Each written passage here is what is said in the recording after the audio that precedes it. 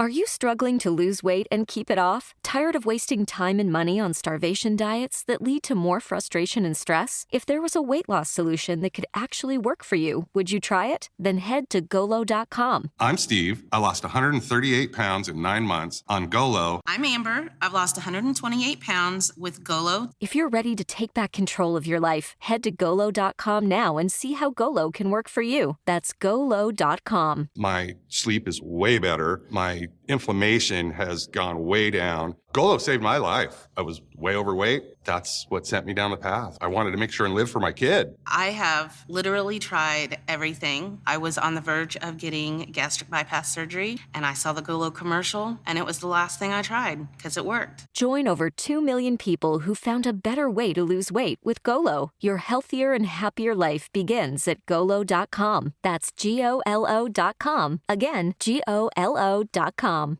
Hey, what's up, everybody? It's time for your favorite radio show. It's the Kevin and Nikee Show on iHeartRadio. Yeah.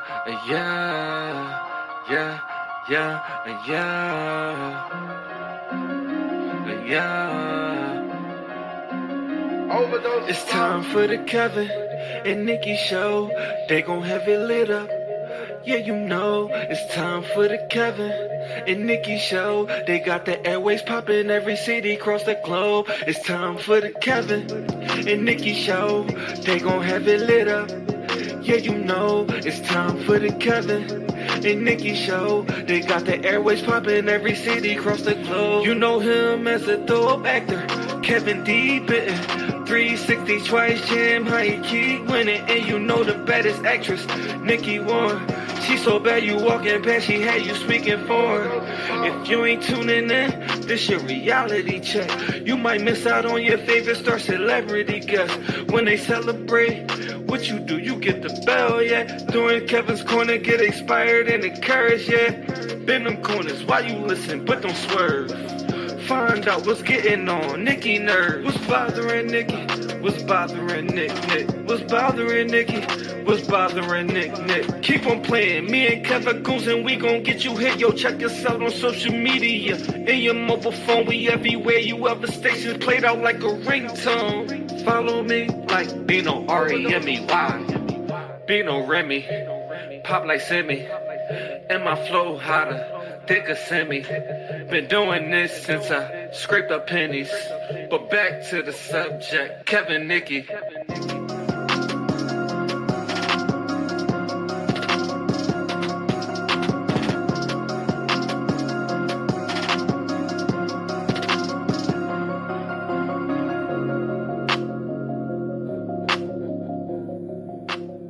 Okay.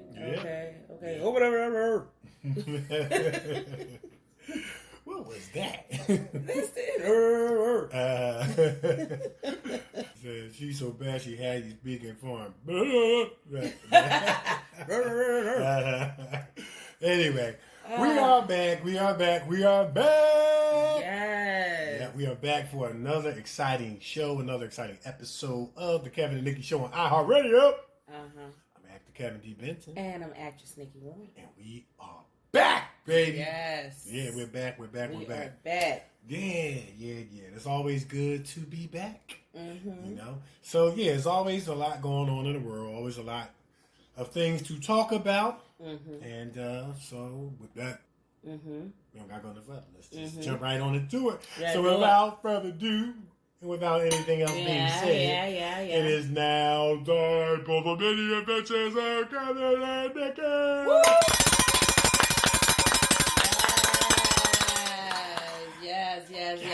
Yes. Okay. So we all survived the flood, as they say. Yeah. and that was actually literally. Yes. That was literally. That was the as they say, and literally.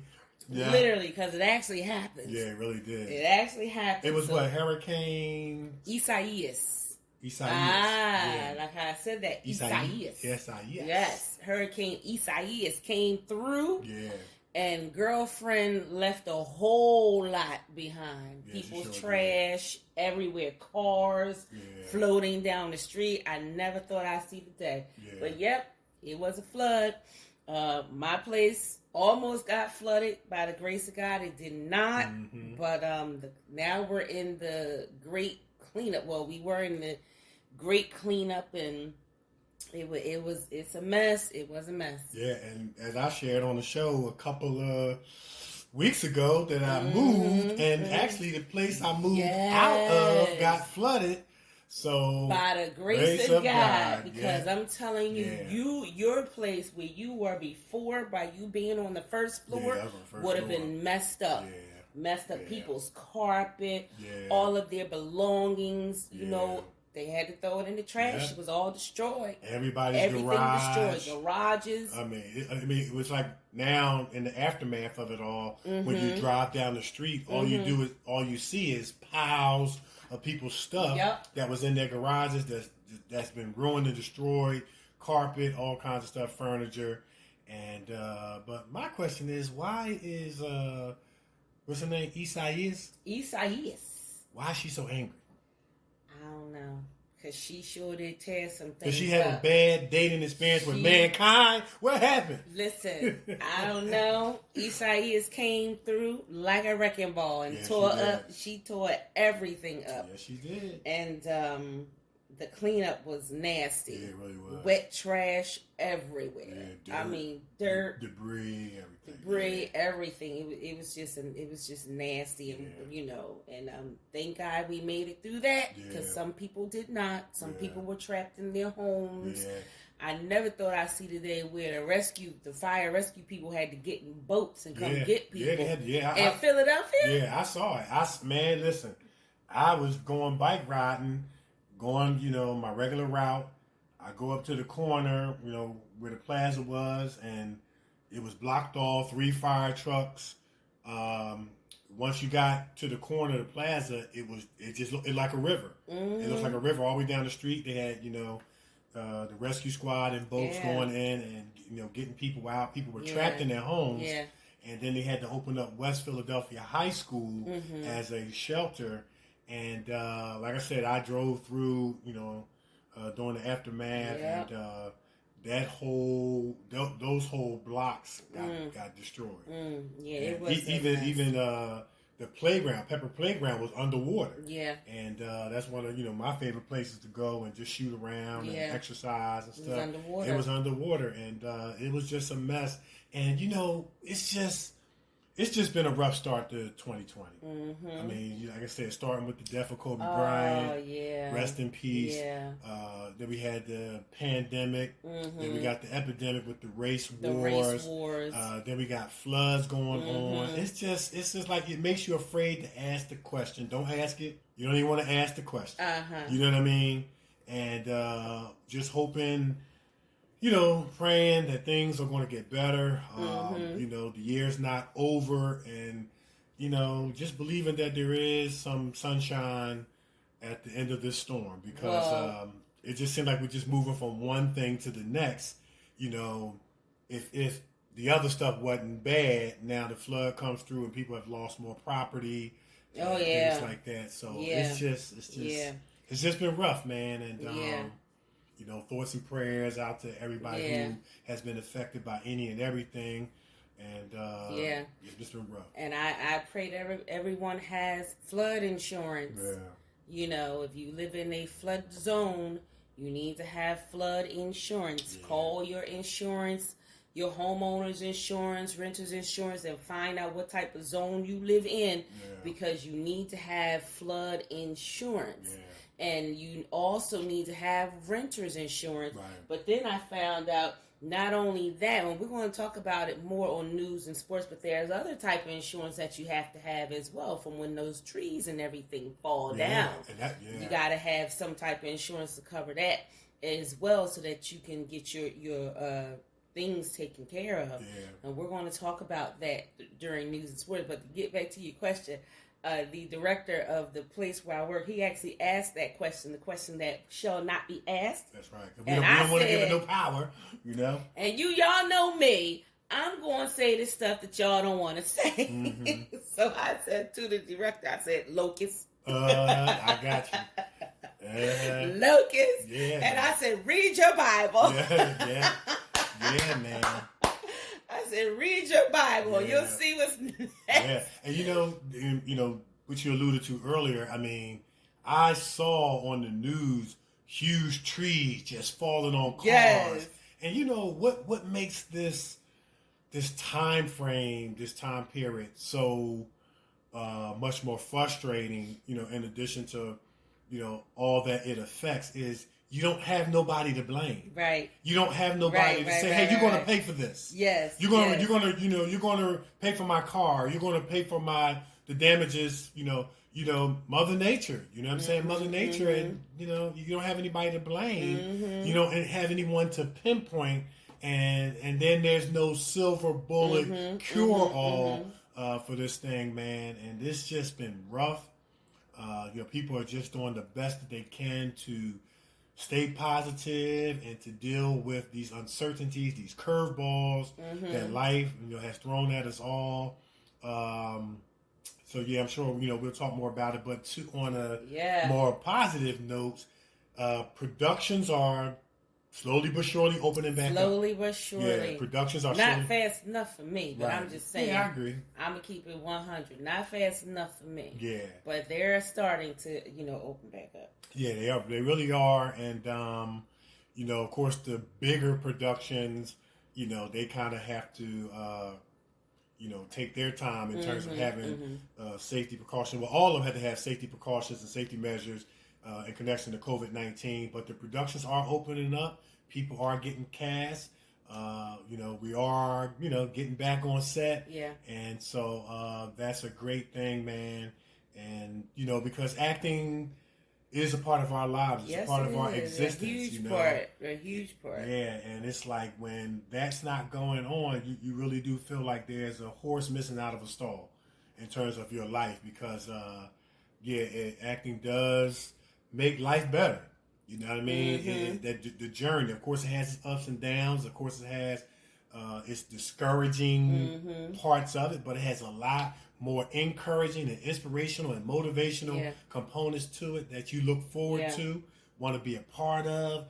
And because of this COVID-19, it's like it almost appears like life as we know it has changed. Will we ever get back to the red carpet? Yeah. We look forward to getting dressed up and, for lack of a better way or phrase of saying it, being a celebrity for a day, even though we're celebrities for more than a day, but you get the picture, to be able to walk that red carpet and take pictures and see the movie posters and all that. You can always do what I did. What, do it at home?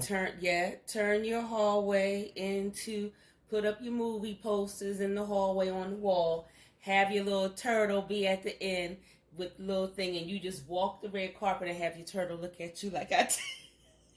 That sounds like somebody that's lonely, man. That sounds like somebody that's lonely. And I get it. I ain't mad at you. No, I'm ready to film. I got you. I'm ready to film too, but I ain't walking down the red carpet in my hallway to a turtle. Anyway. And my turtle was the... and then he disappeared from what I heard. Oh my God, the turtle disappeared on me. He was supposed to be my audience. Well, she. Remember I told you guys that I found this boxer turtle in my yard, and I thought it was a boy all this time. Thought it was a boy. Named the turtle Sonic. Come to find out, the turtle done had babies. Oh my God. And so changed the name from Sonic to Amy. So Amy done disappeared on me. Yeah, because Amy been slowly creeping down the street with the other turtles. Listen, Amy, I ain't got time. I don't have time for this. Man, and she gonna bring back the baby, bring back the litter. Then the baby's gonna be disappearing on me too. Oh, man. I'm still waiting for them to hatch. They didn't hatch yet. Okay, all right. Yeah, they didn't hatch yet. Want to keep an eye on those. Yeah. Awesome. That's awesome. So yeah, and some other positive news. A movie that I was in, and a lot of people from I want to say Atlantic City, even maybe the Philadelphia area, was in, called Bruise, which is Halle Berry's directorial debut. She's an actor in it as well. That movie is going to be premiering September the 10th through the 19th at the Toronto International Film Festival, which is one of the most prestigious film festivals in the world. And so it's going to screen there. It's going to have its worldwide screening there. And man, you don't know how we would love to be there. I don't know if I need to say any more about it. Please don't. Please don't. Oh my goodness. I am distraught. You know what I mean? I am distraught. Got all kinds of restrictions at the border. Travel restrictions. Oh my God. Listen, have you, okay, in case you don't understand what we're talking about, allow me to give you a visual. You know that piece of pie that you have been waiting on? You've been plotting on this pie. You've been dreaming about this pie. And you said to yourself, when I get home, I'm going to get that piece of pie. And it's gone. Mm-hmm. That's how we feel about Canada. Yeah. Travel restrictions. And we can't go. Come on, let's start singing the Canadian. Oh, Canada. Oh, Canada.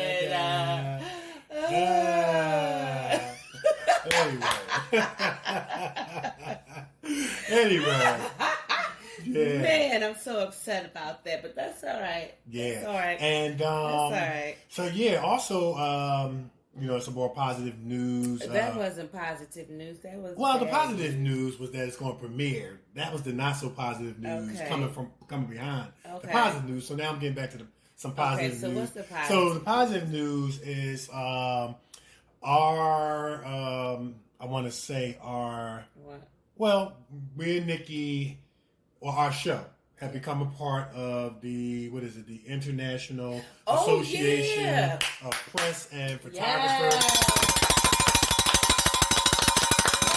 That is positive. So that's positive. So we're really excited about that. We're just waiting for our International Association of Press and Photographers kit to come in the mail. It's on its way, and that's why we were singing "Oh Canada, oh Canada." But anyway, we're really excited about that because that press kit, and we already were a part of the media, of course. We're already a part of the press, but to be a part of the international. Now, there's two. There's the national one, here in the States, and then there's the international one, which covers both national and international. So we're excited about that. Stepping to the next level. And so we're always trying to figure out ways to expand our show more worldwide than it already is worldwide. And so we were really excited about that. Yes, and we were really excited to use it in Canada. Oh, Canada. Anyway, so so I was back on set, filming the web series, and like I said, I was very, very proud of my performance.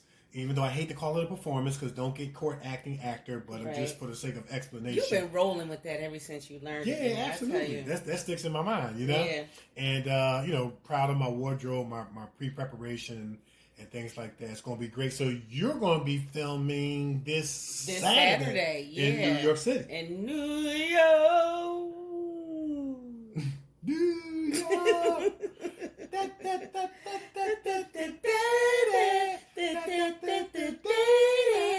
In New York. In New York. I will be filming my part. Yeah. And super excited about that. I learned my lines. I know my lines. I'm ready to go. You ready to go? I'm ready to go. I hear you. I already know it's going to be. I already know it's going to be great. It's going to be fire. It's going to be fire. I cannot wait to get home. Yeah. Get to my New York family. I cannot wait. I miss you guys so much. Yeah, absolutely. So I'm super excited about that. Yeah. And super excited to be working and seeing everybody. Yeah. So, I'm super excited about that. I'm super excited about the chicken wings that we going to get. What?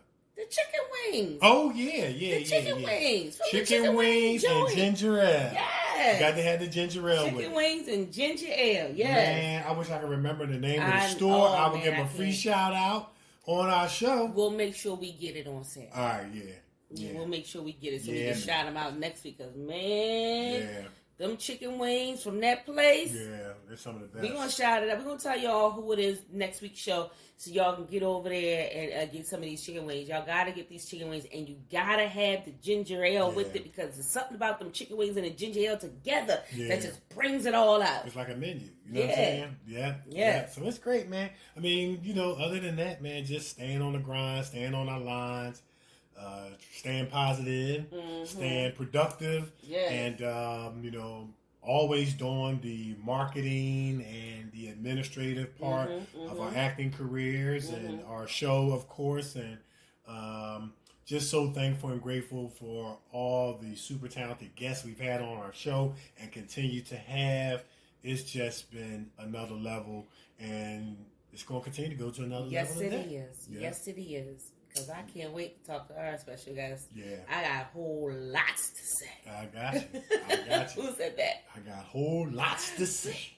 Yeah, you bring your stuff over here because I got lots to say. Yeah. Yeah. So anything else going on? I think that's about it. That's about it. That's about it, man. Oh, guess what? What's that? Also, over the weekend, I got a chance to watch some classics. Okay. You watch some classic movies? The Blob. Remember that? Yeah, remember The Blob? Yeah. Man, if that's not a classic, I don't know no what doubt, is. no doubt. Remember that? Oh, my Yeah. goodness. Blob 1 and Blob 2. Yeah. Yes. Yeah. Then I had my nephew watching Jaws. Okay. And he was like, what is that? I said, da-da-da-da. Da-da-da-da. And he got up and ran out the room. Man, he ain't never gonna get in the swimming pool again. Well, guess what? Yeah. Messing around. Y'all kids mess around with me if y'all want to. I put on something that'll scare your lights out. Yeah. And speaking of kids, I was babysitting my niece and my nephew, and that was an adventure. And you survived. I survived. You survived. I started to get on the phone and call for backup, but I survived. They're good. They're great kids. You started calling for reinforcement. I started calling for reinforcement, man, because they got a lot of energy. Listen, them kids got a lot of energy. Yeah. Oh my God. Yeah. They remind me of Albert and Chipmunks who be jumping off of the furniture, swinging around. Thing 1, Thing 2. Thing 1 and Thing 2. Yeah. Swinging around on the chandeliers Oh, and stuff. goodness. As soon as they get in, they already on 10. They already on 10. Yeah. I mean, when they came through the door, the first thing they did was grab my pillows, start having a pillow fight. Wow. I mean, I didn't get a chance to eat my Chinese food. I had to get the 4 chicken wings, shrimp fried rice platter. Yes. They love the General Toast chicken, so I got them that. I mean, we had to make them sit down and eat. But then as soon as they got back up, they went for the pillow, and they was slinging them. Bam! Boom! Bam! So I was really fortunate, though, that they got burned out before, early, and everybody took a nap. So when they took their nap, I had to take my nap. Of course, that's how you do it. That's how you do it. As soon as they got back up, they was back on 10. I was like, oh, my goodness. I'm going to infer you are a mama on the inside. I have some nurturing qualities. You know what I mean? I got a few nurturing qualities, man. I started calling my sister like, look, come get these kids. But I love them. I love my niece and my nephew. They're so much fun, and I enjoy having them over. The key for me is I just got to make sure I get some rest before they come. Listen, so I can kind of try to match their energy. So. That is a concept that my niece never grabbed. Okay. She has two babies, and she could not understand that when they go to sleep, you go to sleep. You got to go to sleep when they go to sleep. She be trying to go to sleep while they're up running back. Toddlers? No. You got to go to sleep when them toddlers go to sleep. Yes, you do. She could never get it. She could never get it right. Yeah, but they had a great time, and they loved the video games, playing Transformers, and what was the other game? It was Transformers, and I think Star Wars and stuff. And then we watched Sonic. We actually watched Sonic, the movie. Now, why y'all watch that? I have fun. No idea. It was fun. It was good. Yeah, but Sonic's the Hedgehog. Sonic be ripping and running just like them children. Yeah, but you know what? They sat there and watched it. I guess because of the animation part mixed with the real life, they really enjoyed it. They enjoyed it. But it was like at first I couldn't get the movie started, so I'm like, that's why the pillow fight started, because I couldn't get the movie started. But once I got it, we had a good time, man, and it was great. So I'm looking forward to inviting them back over in about a year, So yeah, when they get a year older. In about a year. No, I'm just kidding. But that was about it. That was it for my Keep it up. The next time they come over, they're going to be teenagers. They're going to walk through the door with their eyes on the cell phone and sit down. Hey, Uncle Kevin, sit down. Yeah, that's when they're going to be too cool to give me a hug and stuff like that. So I know that's coming. But yeah. All right, so without further ado, you want to tell them where they can find us? You sure can. All right, so listen, gang, we want y'all to continue to go with us, flow with us as we continue on our journey and check out some of our work.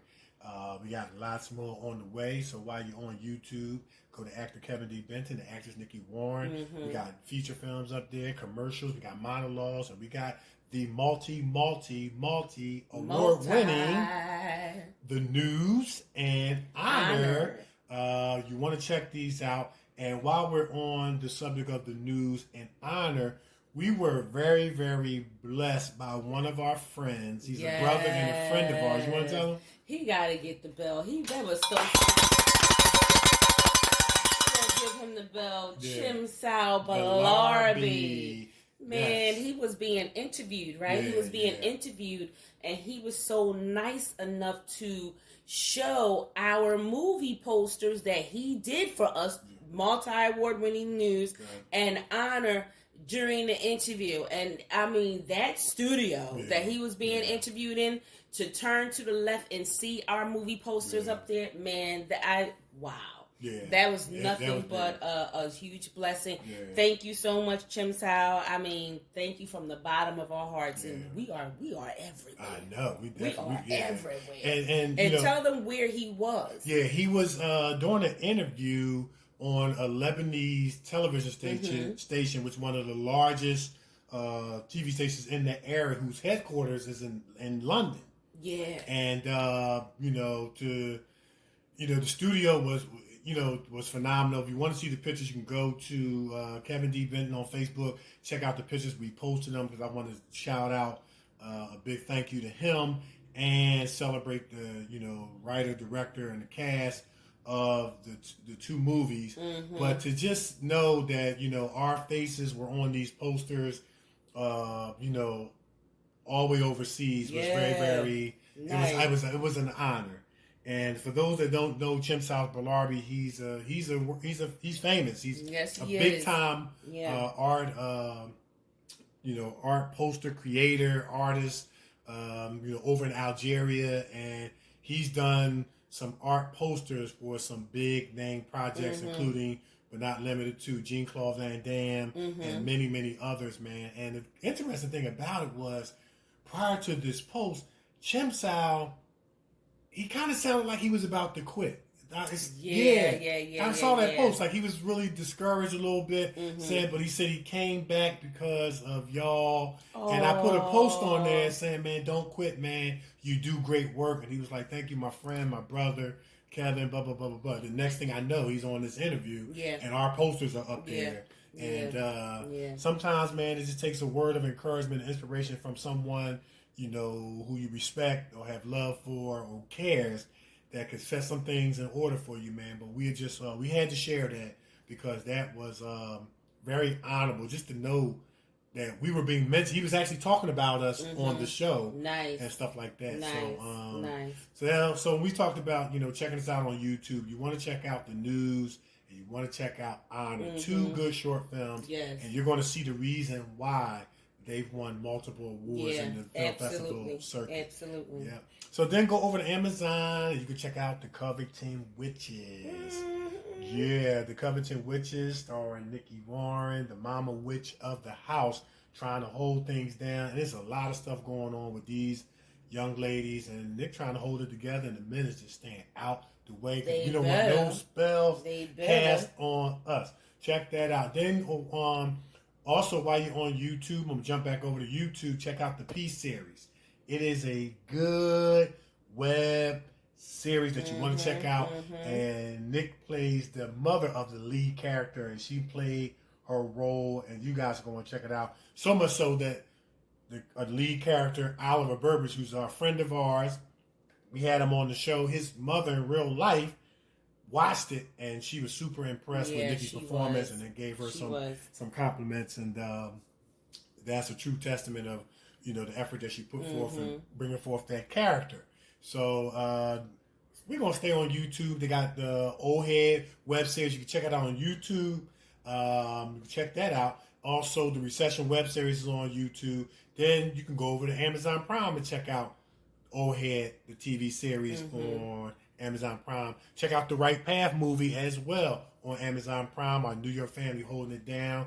You're going to really enjoy this cop movie. Also, Revelation Blues, another good cop story, man. What do you do when you're torn between, faith and the world, doing what's right, doing what's wrong, when you're trying to uphold the streets of Philadelphia, when you've taken an oath? What kind of decisions are you making? How does things turn out? Who do you turn to? Turn to Revelation Blue. Check it out. Find out what's going on. Then check out Mercy, relevant theme that's going on with the race wars and the killing of unarmed African Americans. Check out Mercy. But what do you do when you're in a position to get revenge or show mercy? Check it out on Amazon Prime. Find out what happened. Then they got Single and Anxious, man. They got a lot of lies, lust, and love going on. A lot of relationship stuff going on. A lot of pain, problems going on. And you can check it out and find out how it's all meshing together and turn it out. I'm in season 3, episode 2, 5, and 10. And it's really, really good. Really good web series that you really, really enjoy. And then while you're on Amazon Prime, what else on Amazon Prime? I think we hit Amazon Prime. You think we hit everything on Amazon Prime? Amazon Prime? All right, well then go over to the Stars Network. You can catch Jason's Letters looping from time to time. Stars of the cast, and it's a relevant theme: the killing of unarmed African Americans and all the, as they say, vicissitudes that go into that we're seeing demonstrated in our society. And these are conversational piece type movies. It's nothing about cop bashing or being angry and bitter. It's to tell stories that bring certain issues to light. And one of the things that Nikee and I talked about when we were on the red carpet down at the movie premiere in Dover, Delaware a few years ago, one of the questions they asked us was, what is our connection to the movie? Why would you want to be a part of something that with the subject matter? And one of the things that we reiterated was that we wanted to make a difference. We wanted to use our artistic ability to be a part of the solution, to start conversation, to generate conversation so that we can, be a part of bringing this thing to a conclusion and to an end so that no more lives are lost. And so check out Jason's Letter. It's a tearjerker you're going to really enjoy. It's going to really tug at your heart and move on your emotions. And it's a really, really good movie with some good acting. And you're going to find us in the detention scene resorting to, what we say, traditional parenting. I ain't going to say nothing, but... Traditional parenting. For kids that be showing off. Yeah, y'all make sure y'all watch Cat walk to the back and grip his kid. No, you gripped your son by the arm and slung him. And look, I was about to call DHS on you. What? I was going to call DHS on you. DHS on you. Nah, it wasn't that bad, no. But we had to let him know that, hey, you can't be showing off. You need to be in school getting your learn on. That's you right. Know what I mean? But that's what our parents did. Like when we were younger, our parents took a day off from work and snuck up to the school.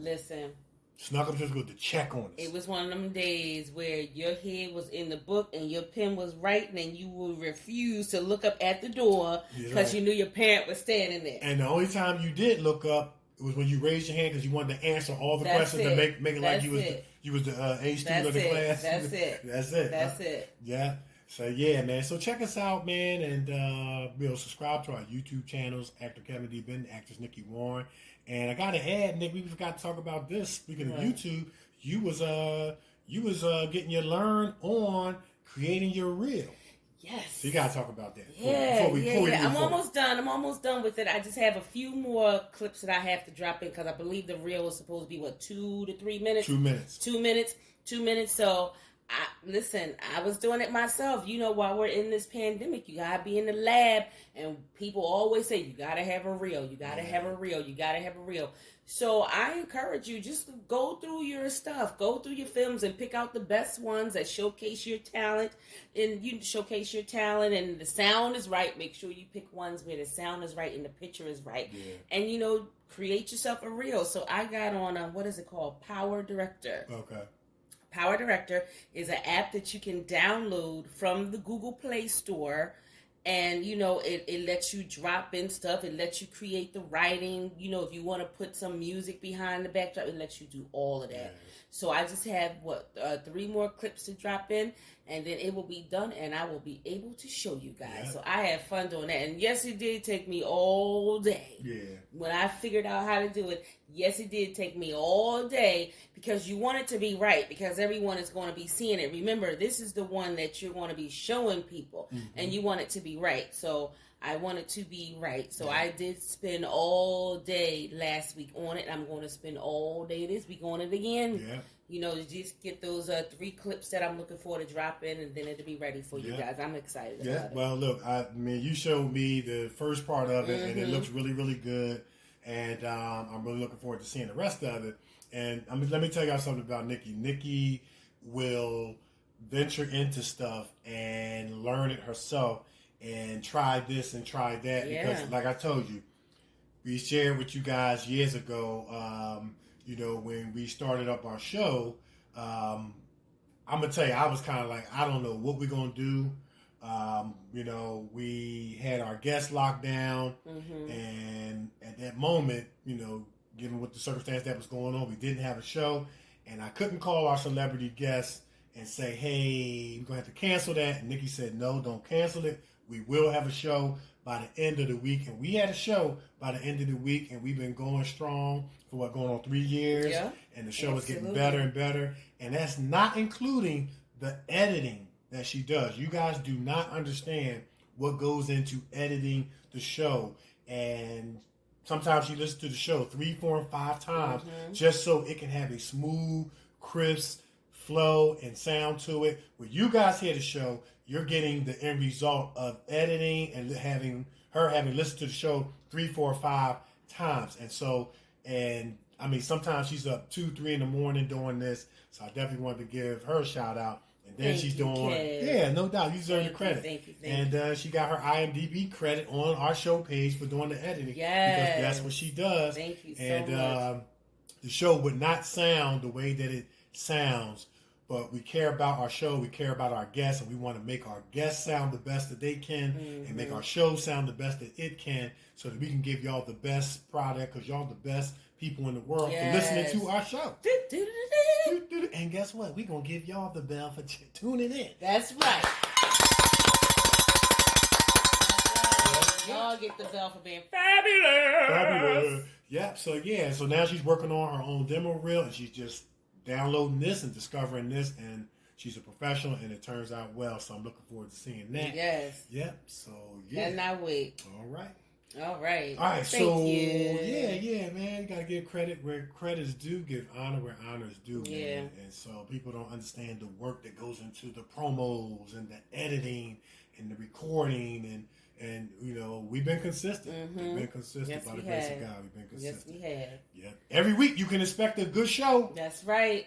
A great show, great guests, great episodes, great conversation, great music, and she DJs. You know it. She's a DJ. What's my name? DJ Skillet. That's right. Hold it down on the 1 and 2s. That's it. So, yeah. All right. We going to take a break? Yep. We're going to take a break. But before we do, man, listen. Our special guest is a phenom. All right? He's a real martial artist, Chinese print industrial commercial actor. He trained with some of the top acting instructors in the world. I mean, he's a writer, he's a director, he's a stunt performer. I mean, he does so much, man, and you guys are really going to enjoy hearing his journey, where he started, and how he arrived to where he is today. And he has been in the company of some of the world-renowned national and international greats, including Jackie Chan, and we're going to talk to him about it. Please don't touch that dial. Stay right there. You're going to want to hear this. It's the Kevin and Nikee Show on iHeartRadio. We're everywhere, and we will be right back.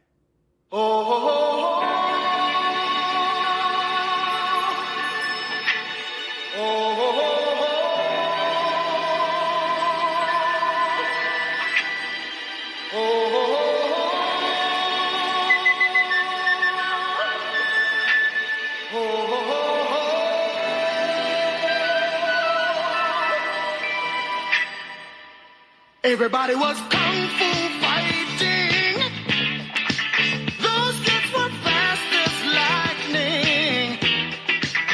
In fact, it was a little bit frightening. But they fought with expert timing.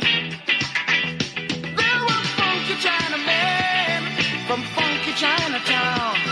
They were chopping them up, they were chopping them down.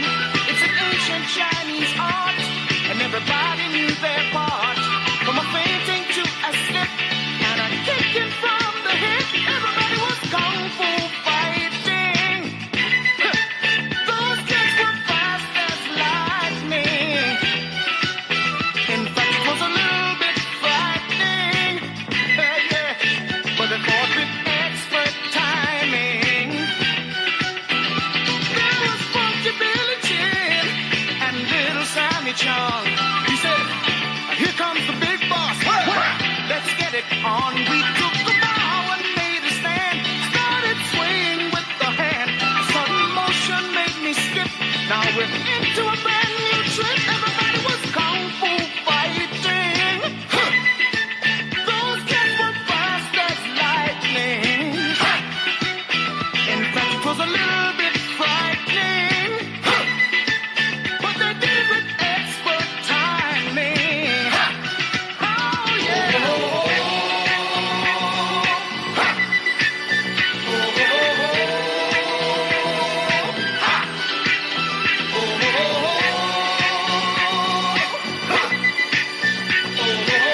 Keep on, keep on, keep on, keep on. Sure enough, but it was kung fu fighting. Those kids were fast as lightning. In fact, it was a little bit frightening. Make sure you have expert timing, Lord. Kung fu fighting. Hands and feet, fast as lightning.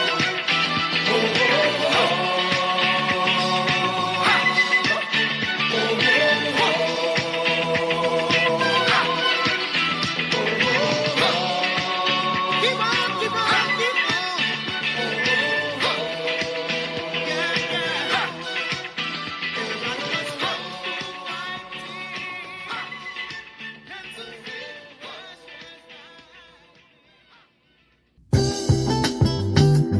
Satisfy your sweet tooth with some tasty treats from the Brownie Shop.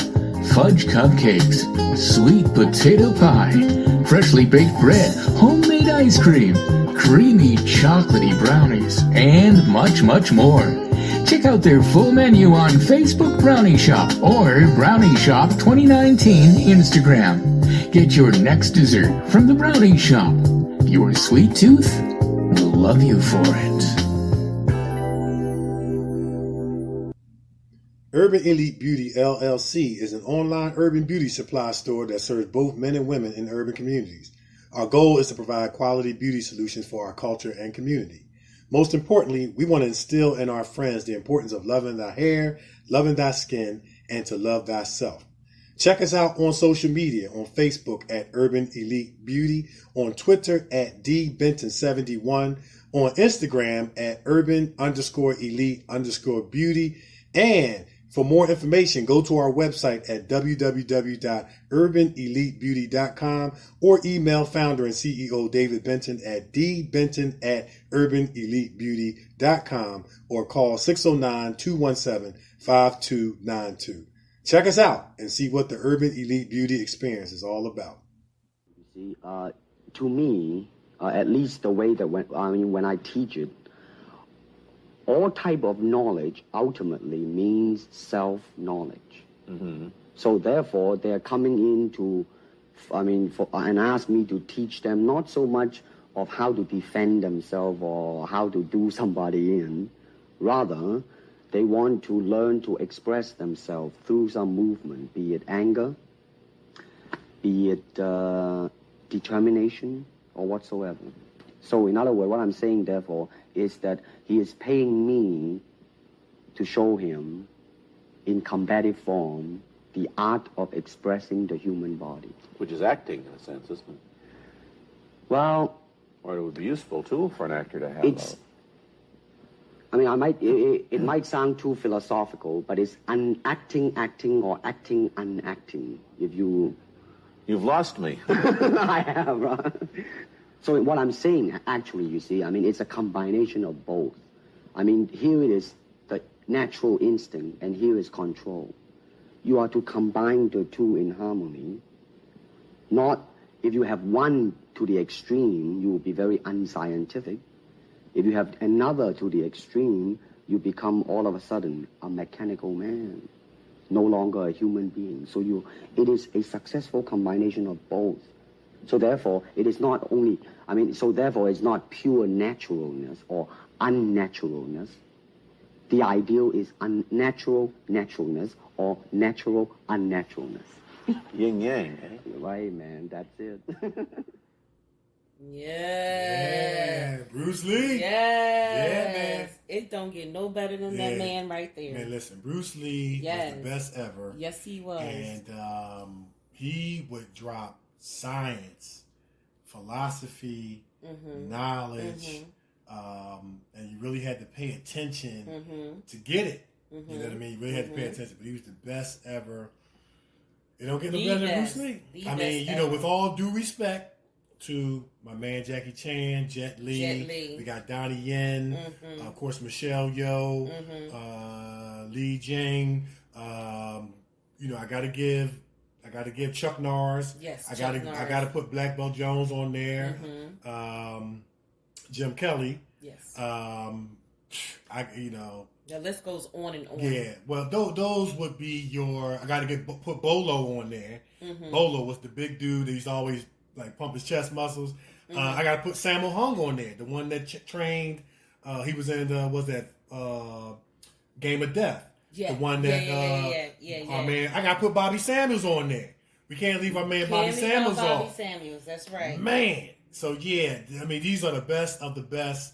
Of course, we got to put Bruce Lee at the top, and I think he was an inspiration to anybody, no matter what your race, what your color was, who got involved in martial arts. And he said something that was so key.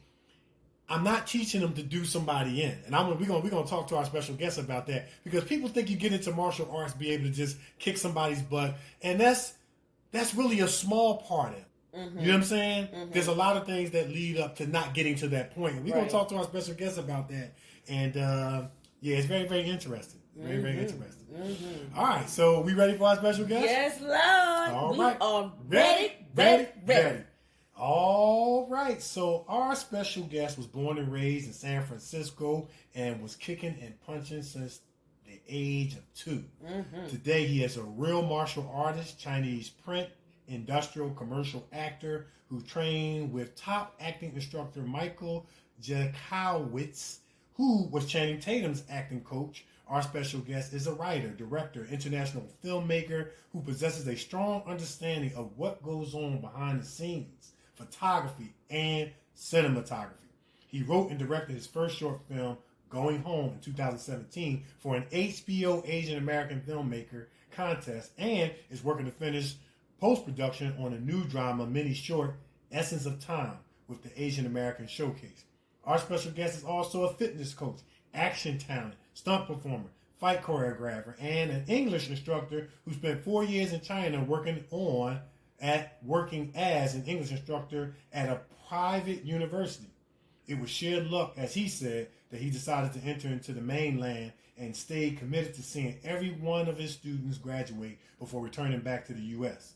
He attributes his film aspirations to his students in China because they gave him a reason to explore the possibility of becoming an actor and filmmaker, and that he did. Yes.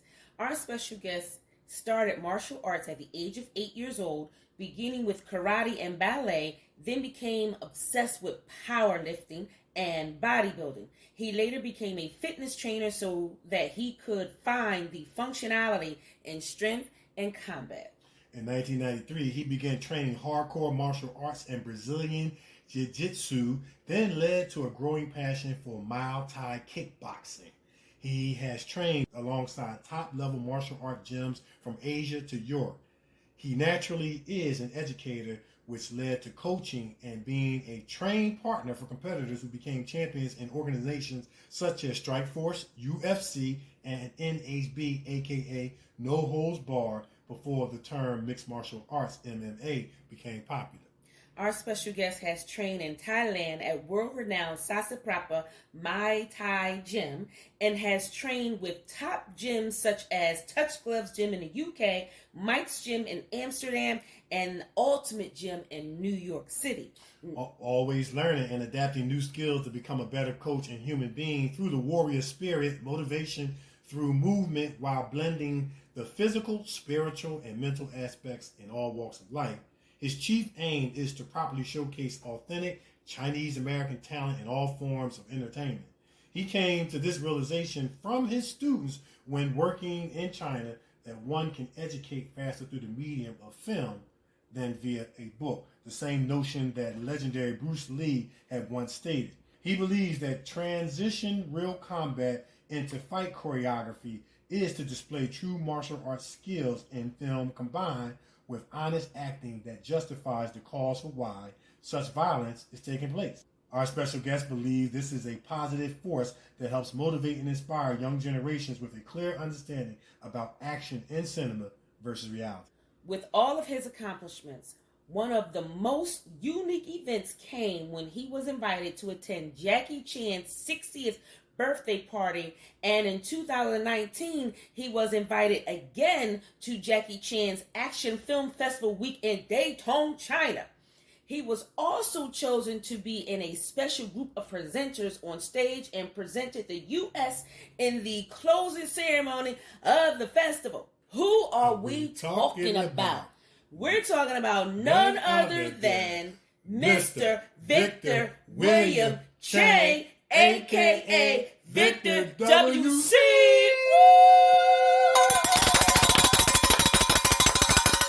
Yeah. How you doing? All right. Hey, how you doing, Victor? I'm good, guys. How are you guys doing?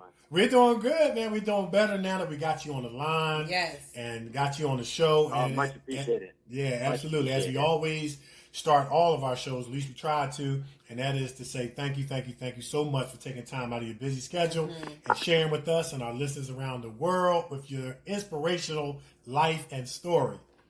Yes, definitely. I mean, that's kind of the fun part is being able to engage with, different people from walks of life. And this is one avenue to do so. So I definitely appreciate that. Awesome, man. Thank you so much. All right, look, we going to jump right into it? We're going to jump right into it. Sounds good. Because, Victor, you got a lot going on. You are a writer, director, actor, and you came out of the womb kicking and punching at the age of 2, and you are a martial artist at that. So tell our listeners a little bit more about how you got started. For sure. Yes, it is like a mouthful. I think nowadays, adjectives, right? Yeah. That English term. Adjectives are so exciting. People want to, have the hot words. But yeah, I mean, I was born and raised in San Francisco. The martial art is my life. So everything that has come from whatever I do, whether it's small, big, or whatnot, it's just from this kind of philosophy. And it was not something that was instilled upon me. I was just literally born, as I said, kind of like by 2, I was already moving in that kind of direction.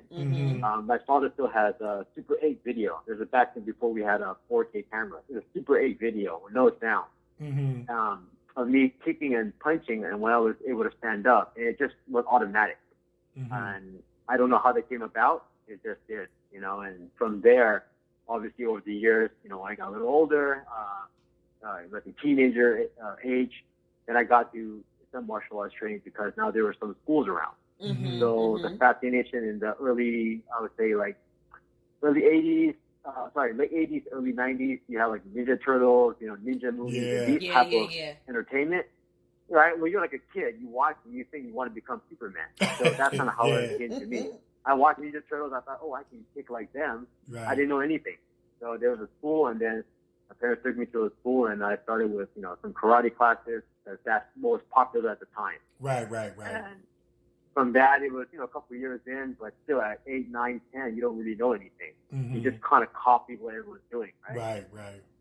And really not until, I would say, 1993, it the real introduction to my kind of serious martial arts training. But anything before that was more like trial and error. So you were still a kid, still in middle school.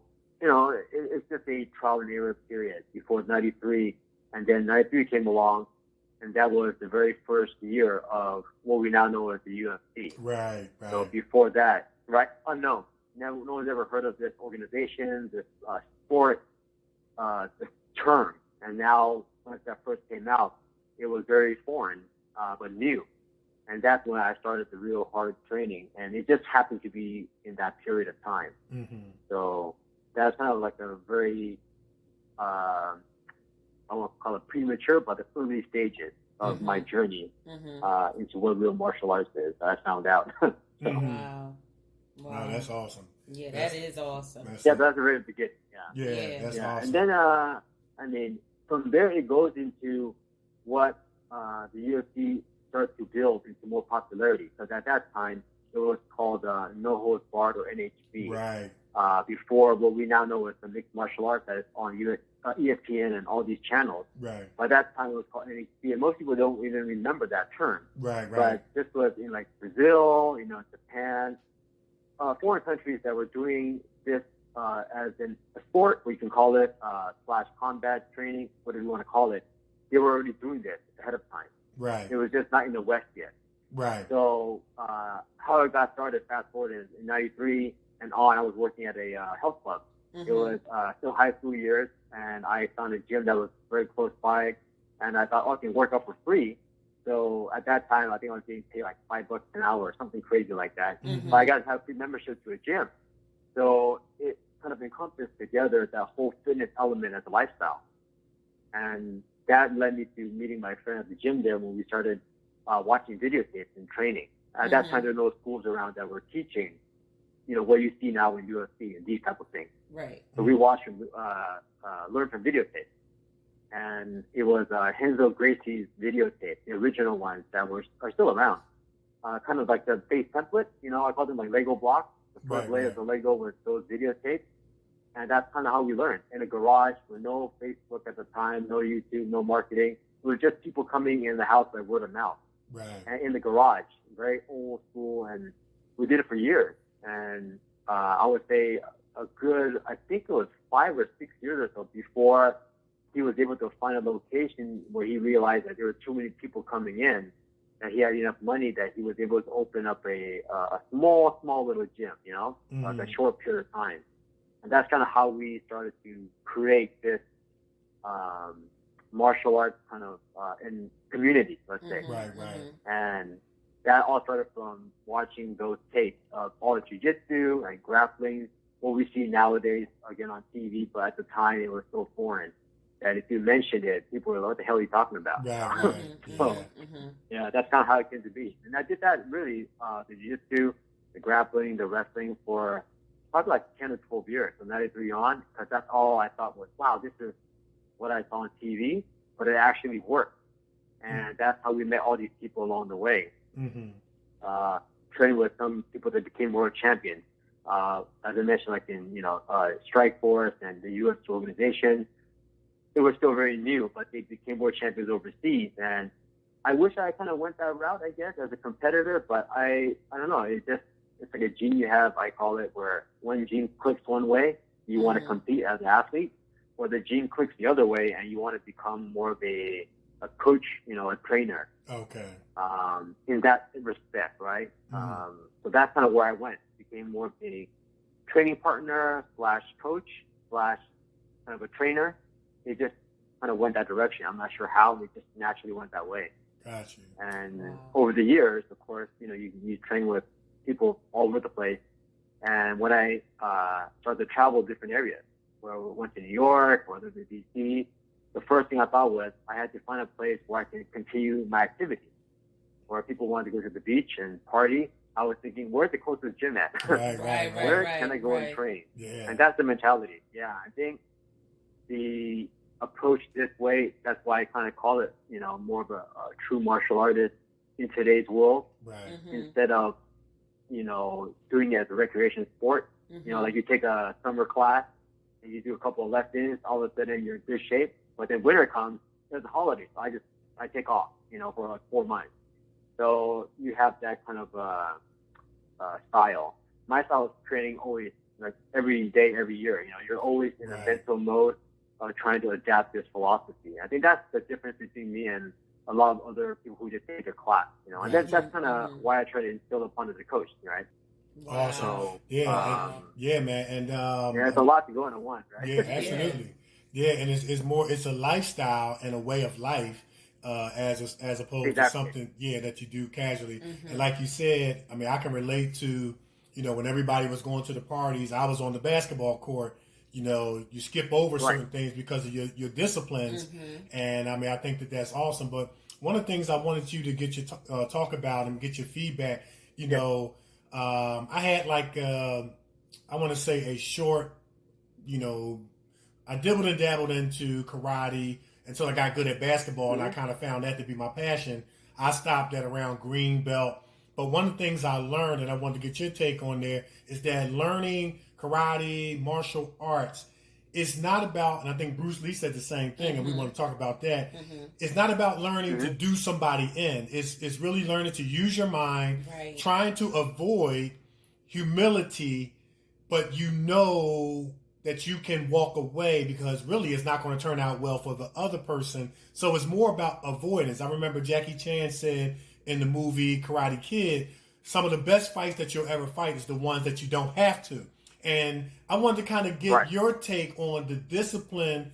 It's not about walking down the street and beating everybody up, but it's about discipline, self-control, avoidance, humility. Talk a little bit about that.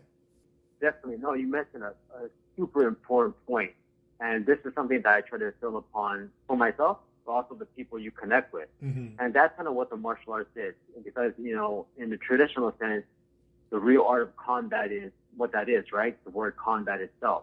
You're engaging in a physical altercation that can end two ways, right? One, you survive, or two, you don't. And, if you look at any history book, feudal times, whether it's Japan or China or Russia or wherever, they're fighting for survival, It's not like we're doing it as a sport. You don't get a medal. The guy's on the battlefield, right? It's like, he's going to kill me, I got to go kill him. So if you have that mentality first of what the true essence is, it brings that humility in. You know that you have some ability. Just like you mentioned about basketball. If you know you're good in basketball, you're at that level of like Michael Jordan or whoever, you know what you can do. You don't need to necessarily show off per se. Because this relates to the martial arts concept, because there's a great video clip on YouTube somewhere. You guys probably seen it. I can't remember who the person was. It was a high school player that was the top rank in the country at the time. And he challenged Michael Jordan to, I think, a basketball match or something like that. And then, essentially, Michael Jordan schooled him. Right. I think I saw that. He was it's the same concept when you do a martial arts concept or philosophy. It's not so much you're better or not good. It's can you help improve that person for daily life, So using whatever you learn is how you apply it to daily life. So the thing with today's world of martial arts is you have so many gyms. And they're, endless, right? Every corner is a now CrossFit, a mixed martial arts gym. They're all great. Don't get me wrong. I love all those too. You have to have the right group and instill the right philosophy, because in reality, not everyone's going to be competing on that kind of a stage. And not everyone wants to go and punch each other in the face and do all these things that we see as quote unquote violent. But there's like a just cause for the violence. There's one thing that Bruce Lee said, a lot of people, I think, have forgotten in this interview. This is an interview that most people kind of, I think, miss. There's an interview he did with Alex Ben Block. He's a writer. He wrote a book. And this is in the early 70s, before his actual TV interview that everyone knows, the black and white one. There's this audio, and he also did one with Ted Thomas. That's how old school I'm going back. These two interviewers interviewed him, and he talked about this. And one of the quotes that brings him to humility is, the thing is with how people perceive your persona. If you're famous, he said they asked him about, what it's like to be a superstar, and he hates that word being a superstar. But it's because, if you're famous, everyone wants something from you, right? If you have long hair, they'll say, wow, that's super cool. That's the hit. That's the in thing. at the time. But if you have no name, if you have long hair, they may think, well, look at that disgusting juvenile delinquent. And that was his word. Is you can fit that into any persona. If you're famous, everyone wants you. If you're not famous, nobody cares about you. Right. And regardless of how good you're doing, right? Right. Yeah. So this is the part of the martial arts also is that if you have all the belts and the gold medals in the world, that's great. Everyone wants to be around you because you're now the it person, the hot thing. Right. But what about the coaches and the trainers to help that person get there? People forget about that. They just look past them, you know? So my kind of common quote I usually say is, you know, they ask me, what do you do? Like, how are you different? I say, well, if you look at someone like a Michael Phelps, everyone knows his name now, right? The world's greatest Olympian, best swimmer in the world, etc. Now, he had to coach. Someone had to help coach him to get to the Olympics, right? And within that coach, let's say you, as John Doe, want to train with Michael Phelps. Oh, I want to go and do some sort of learning lessons, some training lessons, but you don't have access to Michael Phelps directly unless you know him. You can't access him. Okay, the next best thing is go to his coach. How do you get to his coach? Are you in the school program? Do you know someone that gets you into his swimming program? Highly unlikely, right? So the next option will be the third person, probably the assistant coach, or someone who's in that same circle that you can access because they're trying to build themselves up, but also they're assisting who is maybe a future Olympian or whatnot. So that's kind of how I see myself, is that third person.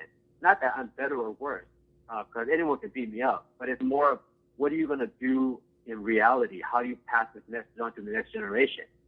They can access me because I've been fortunate to train with some people who are a lot better than me, and you pass on that knowledge from A to B, B to C. So that main champion passed on to, you know, let's say the next kid, and the next kid passed on to the next kid. So that's kind of the lineage I consider for the martial arts as being humble, is that you're able to pass this on not because you're famous, it's because you have a specific reason, you know, an intent of why you're doing this. And just like basketball, you can be great on the court, but no one knows your name. But then someone sees you, all of a sudden you're the next hit thing. I think some of those best examples are the street ball players. They're so good, but they're not in the NBA. You wonder, how are they not in the NBA? They don't want to. They never got the right opportunity. Who knows, right? But there's tons of them. You guys probably know, like, the professor, right? He's, from Philly, A1. maybe? Such a good, right? And such a good ball player. But you would think he would be like recruited from the NBA automatic. His handling skills, he's able to move, and he's, you know, very fast and just amazing as a basketball advocate. But I don't see him in the NBA. He's not playing with LeBron, right? So you're thinking, how come that's not his thing? Maybe, you know. So that's kind of where I feel, where I put myself in. I wish I competed at that time. People ask me that all the time, and it just never went that way. I just happened to be more of the coach side. But I train as if, you know, trying to help someone to compete that way as best as I can. And that's what I enjoy personally. And that is just what the route, I guess you want to call it. So I've always stayed the same, that same approach, you know, which is why if you listen back to old interviews with Bruce, especially, you know, they always said they don't know how good he is because he never competed. But this is like 1960. The competition is different than 1960 than 2020, you know? But he never competed. I said, well, I mean, that's not his thing. But everyone you talk to, they were saying he's amazing. So it must have validity in that, right? If every single person says that. You don't need to see it. Everyone says it, then it's probably going to be true, you know? I'm going to tell you, Bruce Lee, for anyone that, you know, got into martial arts, karate, whatever it was, no matter what your color, what your background was, Bruce Lee was your mentor. He was your idol. I mean, when I got into karate, it was because of Bruce Lee. And on top of seeing all his movies, you know, he was like what you aspired to be. He was like that Wayne Gretzky of hockey, Michael Jordan of basketball, you know, Muhammad Ali of boxing. He was what you aspired to be, you know what I mean? And exactly, his philosophy was, I mean, it was one of a kind, and you know, sometimes you had to push the rewind button to listen to what he said again and be like, I got to catch that. But he was like a spiritualist. He was like a philosopher. he took all these different elements of spiritual, mental, emotional, physical, and put it together and really pretty much came up with a style. And he probably wouldn't say style because he talked about styles kind of crystallize people. They confine you into this school and that school. But he came up with I'm gonna break a rule. He came up with a style that was unique of his own, that really almost couldn't be defined. You know what I mean? By mixing this and mixing that and things like that. And so, absolutely, yeah, absolutely, man. And that's a great point you mentioned, because I think there was, you probably saw it last couple of weeks ago or maybe a month ago. There was a new documentary called Be Water. Everyone talked about it. Yeah, I heard about that. Right? Now, for me personally, I've seen so many different of these type of documentaries, always having Bruce as the element. And there are amazing insights between each of these that a lot of people, I think, I don't think they forget. They may not be aware of it. It's not anything new for me, though. It's more like rehashing and rebuilding what you already know as a base, and then using that to elevate your life to the next level, because we're in a troubled time right now and people are stressed, etc. A lot of that philosophy still plays in. And it's not so much the physical stuff. Of course, I like it too. But a lot of it is the martial arts philosophy that he's instilled in. That's why I mentioned those two interviews. If you go back and listen, it's on YouTube with Ted Thomas and Alex Van Block. It's just a conversation like we're having now. Right. If people listen to that more so than just watching all the kicking and punching, I think they'll understand a little bit more of, at that time of the 60s or 70s, how his thinking can impact people into 2020. Right. And that's kind of where I think the connection is that many have forgotten, let's say. Well, we know what we did, man, is we played tidbits of Bruce Lee throughout the show. We know that he was, your idol. He was my idol when I got into karate for the short time. Sure. So we played some interviews and tidbits throughout the show and martial arts themed songs in honor of you. And hopefully people will listen to those tidbits and, like you said, catch the philosophy, catch who the man was, not just the guy that was walking down the street, beating 20 people up at one time. Yeah, because he was my idol too. He was Nikee's idol too. Yeah, he inspired me to go and take a karate class or two until I got kicked, and then I was like, I can't do this, and I left the class. That was our first and last class. That's okay. But see, the thing is, you experienced it, right? Some people never experience that. They just they'll watch it. What I call the keyboard warriors. They're great at on the keyboard, right? But they never experienced it in firsthand. That's right. Like playing basketball, right? If I've never played basketball with you, I can't say that I'm so good at basketball because I never touched the basketball in my life. Right. You got to go on the court. You got to dribble the ball. Oh, that's how you dribble the ball. And that's how you shoot the ball, and then so on and so forth. So taking that first step is always the hardest part. I know that, everyone knows it in life, right? Anything. Right. So it's good you did that. So that's an accomplishment, I think. Yeah, absolutely. Absolutely. Like Mike Tyson said, everybody got a plan until you get punched in the mouth. That's right. Exactly. Because I just knew that I can go in this class and do the form until I got kicked. I was like, hold up. But she thought she was Bruce Lee going in. That's what happened.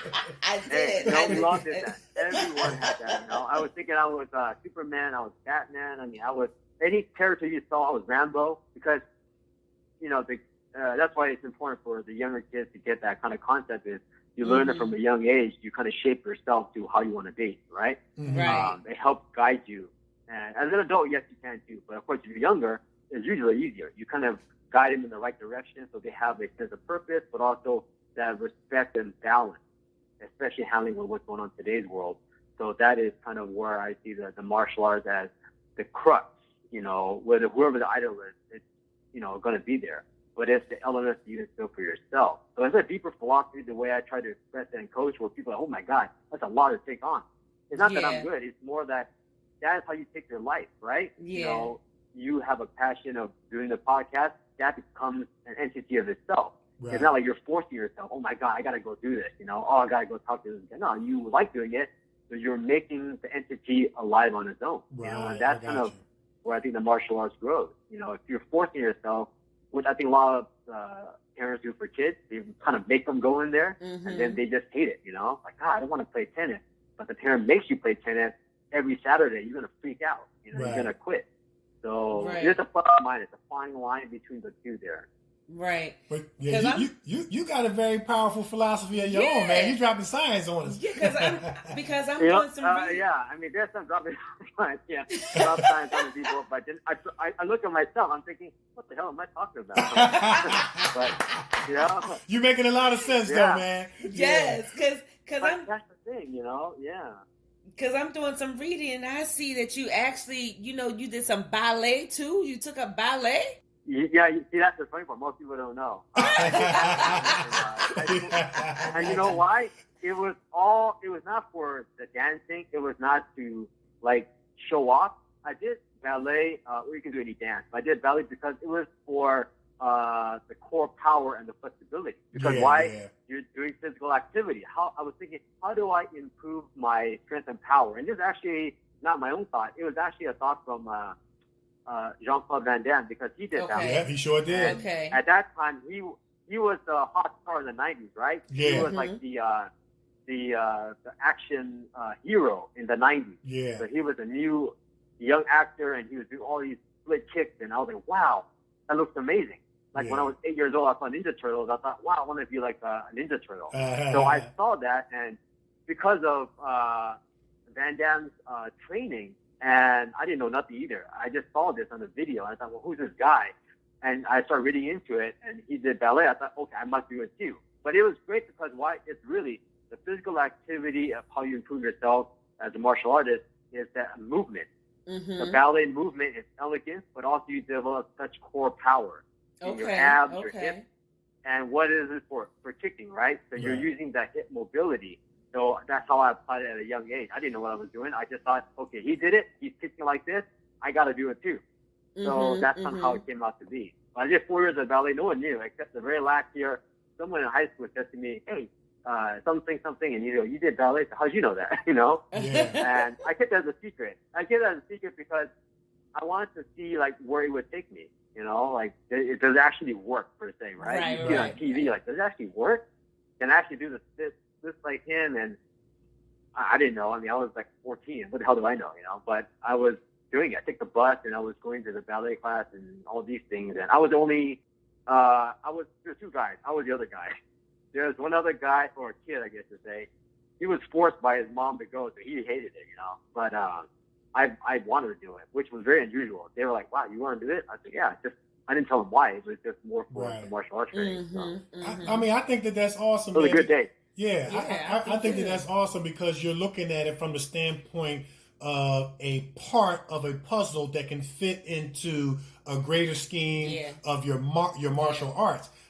People don't know this, but the great legendary Dr. J. Julius Erving, Hall of Fame basketball player, he took ballet. And things like ballet and yoga are good for, of course, like you said, impact power and things like that, but flexibility, which improves oxygen to the muscles. People who take ballet and yoga don't get injured as much because you have the flexibility and things like that. So it does fit well in a lot of sports. I've heard even some hockey players take ballet, and you can see it. They're on them skates like they running on regular feet and stuff like that. So, but I admire your overall vision of martial arts, and here's a component that can fit into that can make it even better, or make me even better. Exactly. You know what I'm saying? Like Bruce Lee said, it's always about improving the person. Yeah, I like that. That's awesome, man. And Bruce said before, dancers have like one of the best, balance and coordination because you're using different movements that are not normal, right? No one walks down the street doing that. So you're manipulating your body in certain ways, like any activity, right? That's what people are now such a big advocate for at the Olympics and these sports, and they want to see human bodies do things that, are almost impossible, right? And that incorporates all kinds of movements, whether it's dance or you took tennis or, whatever it may be. But there's one question people would ask all the time. They're like, I've never done, martial arts before. I've never kickboxed. I've never boxed. And you don't have to, because most of us, if not all of us, we're not born literally doing that. You learn it along the way. So whatever activity you've done, it can incorporate. So, Bo Jackson was one of the best examples, right? He did multiple sports at a time. So you can incorporate different activities And they all have different objectives, but you can still manipulate yourself to do that while you still physically can. So that's kind of why I say to anyone who I try to meet with or train with or coach or whatnot, and they're like, oh, I've only done like, baseball. I said, well, that's okay because you have probably a lot of power, athletic speed, fast muscle fibers, right, et cetera, that allow you to do maybe a boxing activity or something like that because you have to still move in a certain way. Yeah. Right. You know, one of the things I used to love about watching martial arts films is when the master was training the pupil, he would always have them doing some kind of activity that he did not know was preparing them for martial arts. You know, of course, with the Karate Kid, wax on, wax off. You know, that was traditional. Even then there was Karate Kid with Jackie Chan and Jaden Smith. He was teaching them various different things, but he was helping them to learn a way of life. And we saw his martial arts carry over so much so when he used to throw his jacket on the floor, he was picking it up now, and his mom was like, What's going on? I'm used to you throwing your jacket. I'm used to yelling at you. Pick your jacket up, Dre. So I used to always admire how, you know, they would have them maybe pushing the mill in a circle, but it was going to be somewhere connected to their power and their punching, the whatever style they was doing. That was always so fascinating. And I was always trying to figure it out. Okay, he got them tending the goats. Something's going to come out of that with the rod or something. I don't know, but we're going to see. Exactly. Yeah. Well, that's you hit the nail on the head there. It's because of that factor that, you know, you can use every daily life activity and incorporate it into what you do. Yeah. And people just don't think about that. They just see like, you know, martial artists or, let's use, baseball as an example. But the guy only has to be on the field to actually do baseball. No, other stuff you do can incorporate into that movement too. And naturally becomes like that, you know.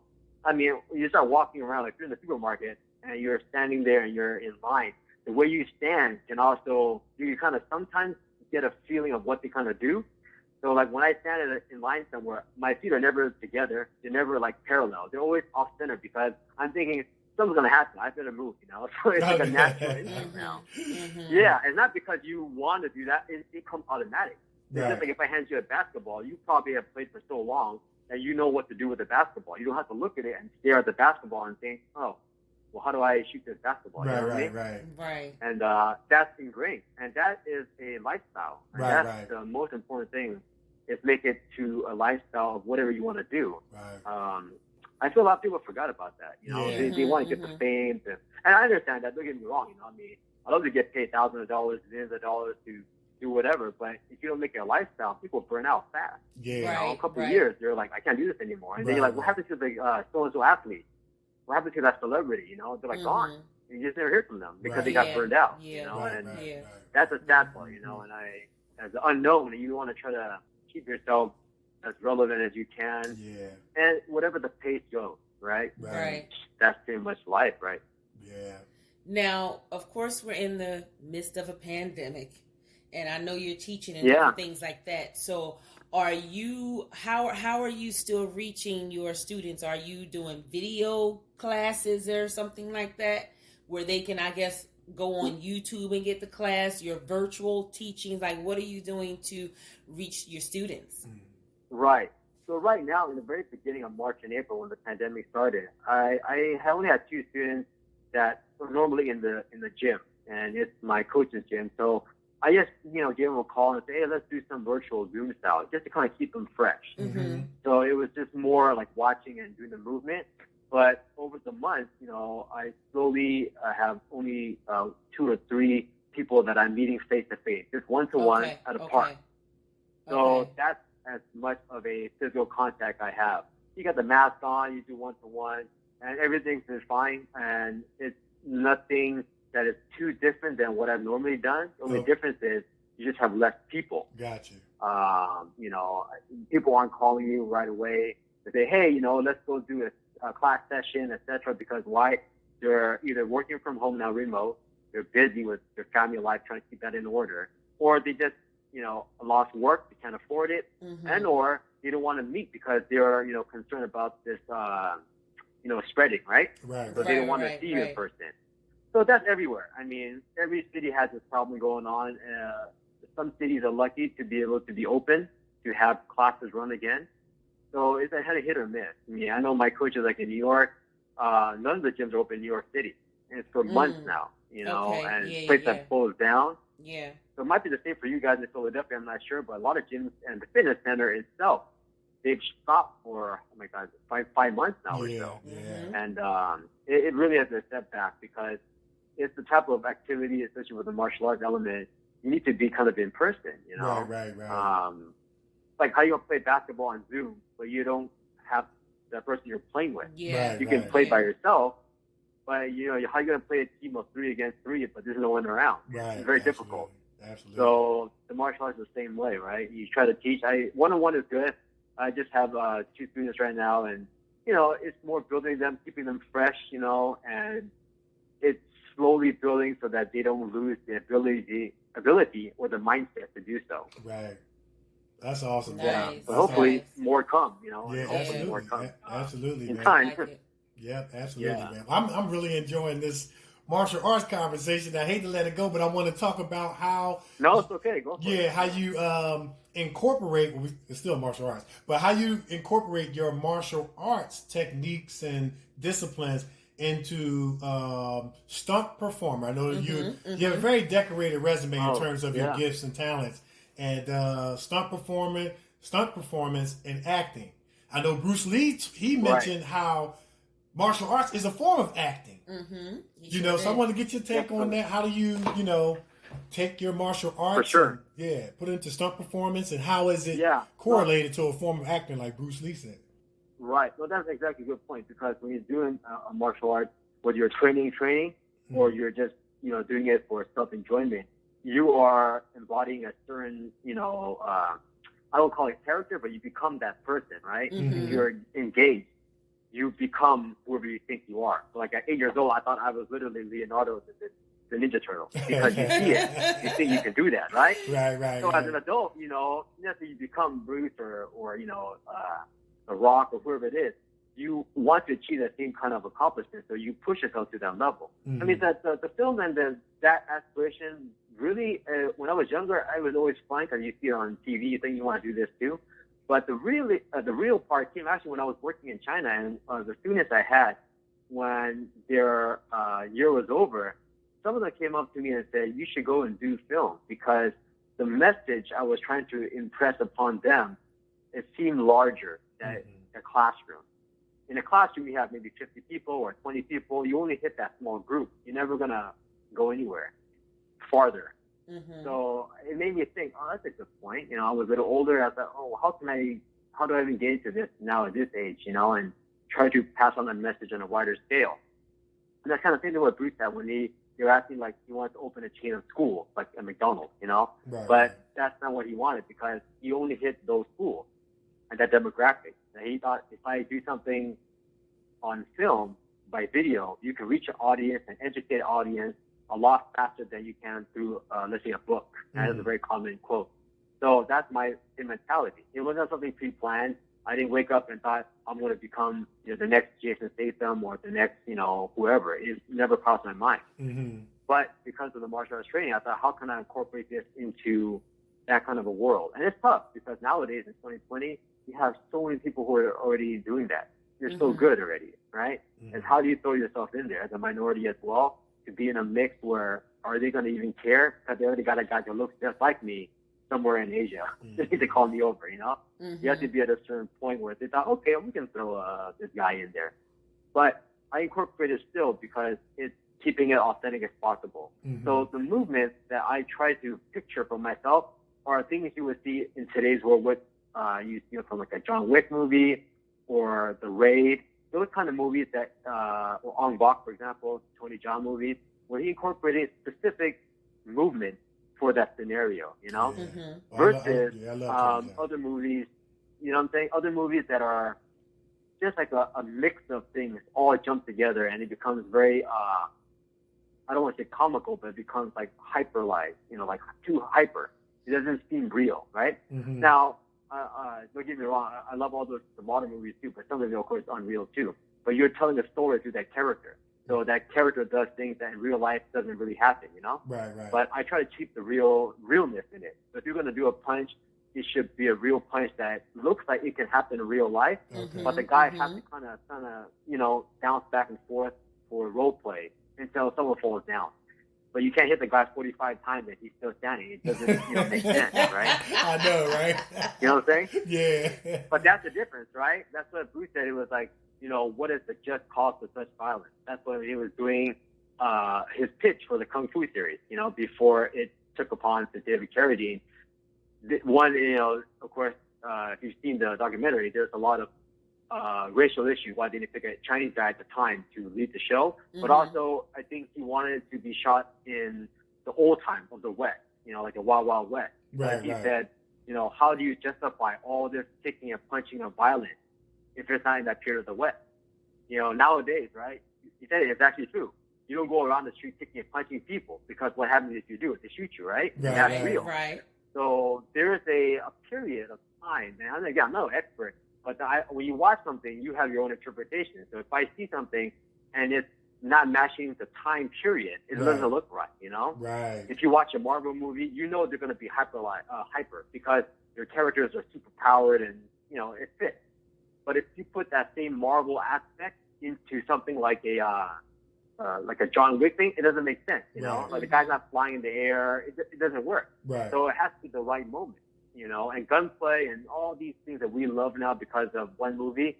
The problem is that they start copying it. Everyone does the same thing, I mean, right now, if you're talking, someone somewhere and probably is filming something, you want to do it like an AKA John Wick style. I want to do it AKA a Jackie Chan style, AKA, a Rock style. But that's their own thing, Why have to copy them? There's already enough people that are doing that, right? So that's kind of how to distinguish, hopefully in time where I can get some success in that area, where I can establish myself, is to make it separate that way, to make it for just cause why the violence takes place. And you will see a lot of that. There's a couple of movies that have that are really good, that are not even martial art movies. I can name one is The History of Violence, I believe it's called. I think that's what it's called, History of Violence. I think I've heard that. Yeah, Viggo Mortensen, great movie, right? But his character plays a way that is just cause for such violence to take place. It's not just endless shooting, endless bloodbath. That doesn't appeal to me because it's too violent, Like, why are you killing the guy like this? It doesn't make sense, Right. Like Bruce Lee said. Like Bruce Lee said, he talked about be yourself. Everyone tries to copy in Hong Kong. You know what I mean? Yes. He was laying it down, man. He was. Laying it down in the 60s and 70s, and then we can watch back all these videos now. And the thing is, a lot of people still don't get it, They don't see that philosophy in there, They see the kick, they see the punch and the yelling, but they don't see the philosophy, I think, of why his character was doing those things. Right. Just like you watch anything nowadays, why is this guy doing this? And especially with the action, because it's so physical. You're telling a story physically, and there's some things I like when there's a very complex sequence. It looks wonderful on film. Wow, that's amazing. But if you watch it again and again, you're like, that's like 15 minutes of fighting. That's a long time, Right. And nobody got knocked out. It's hard to justify that sometimes. Yeah. No one got knocked out. Nobody got knocked out. But then, 2 seconds later, the guy's dead because, he falls to the ground. It's like, it works, but also doesn't work. So it has to be a right, moment, and that's difficult. And it's not because you're a better, talent or you're a better choreographer. If you're looking at it for that perspective only, then sure. But if you're looking at the whole, that's why some of the older movies I enjoy a lot more than the newer ones. It's because there is, I think, just cause for such violence, Right. Nice. And I want to talk about you and Jackie Chan because you were invited to attend Jackie Chan's 60th birthday party, and then in 2019 you were also invited to Jackie Chan's Action Film Festival week in Dayton, China. Let's talk about that. Yeah. That's awesome. Jackie Chan, sure. That's awesome. Oh, yeah. That's some interesting time. I mean, the 60th birthday one really came out of the blue. It was from some email I received, I believe. Someone said, I don't know who it was either. I can't remember who the person to give credit to. They said, go to his website, his actual website. And there's like something there that says, you can participate and join in. And I had no idea what he was talking about. So I went to the website and I looked at it, and it was an invitation to all fans to join with him to celebrate for the big 60th birthday. That's a huge thing in China. So I thought, okay, I'll do it. I mean, why the hell not? Because I was already going to go back to visit my old students. I teach. So I wanted to go back to say hello to them. And during that process, I thought, well, if I get this opportunity, it'd be kind of fun. I'm there anyway, So I said, why the hell not? So I filled out the form, and then, it's like a couple of questions, like 4 or 5 questions. I think it was generic questions. Where you from? What do you like? Jackie, what kind of movies you like? These type of questions. And as I always do in my fashion, I put it in a more philosophical way. So maybe that's probably why I think they may have called. I don't know. But the next day or two, I get an email reply back. Because you're thinking, no one's going to call you, right? Who the hell's going to call you out of a billion people in the world? Right. They're going to ask you to do this, right? Right. So a couple of days later or so, I get an email that says, oh, you're invited, et cetera, et cetera. If you want to accept, please reply back, and so on and so forth. So I was like, oh, wow, it fits in timing. So I said, sure, I'll go. I didn't know what to expect. I don't know how many people are going. It definitely wasn't just me. But I thought, oh, it's just kind of cool. I get to be part of an experience. Since I'm flying that direction, I would just do it at the same time. And that's kind of how it came out to be. And when I arrived, I don't remember what day it was, but whatever day it was about a 5-day event. So it was quite intense, in the sense that there were hundreds and hundreds of people.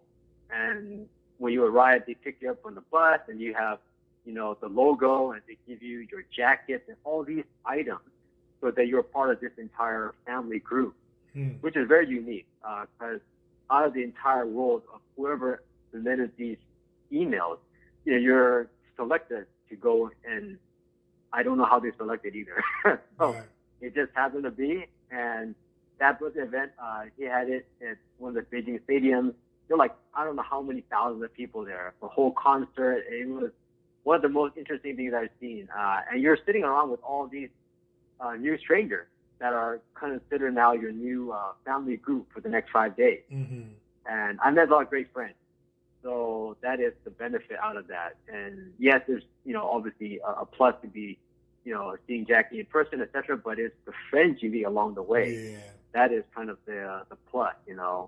And I'm appreciative of that. Yeah. So, and then 2019 last year, so fast forward a couple of years later, during that gap of time, you start connecting with a lot of people who were part of your Stunt team, saying hello, emails, and because they all live in different countries.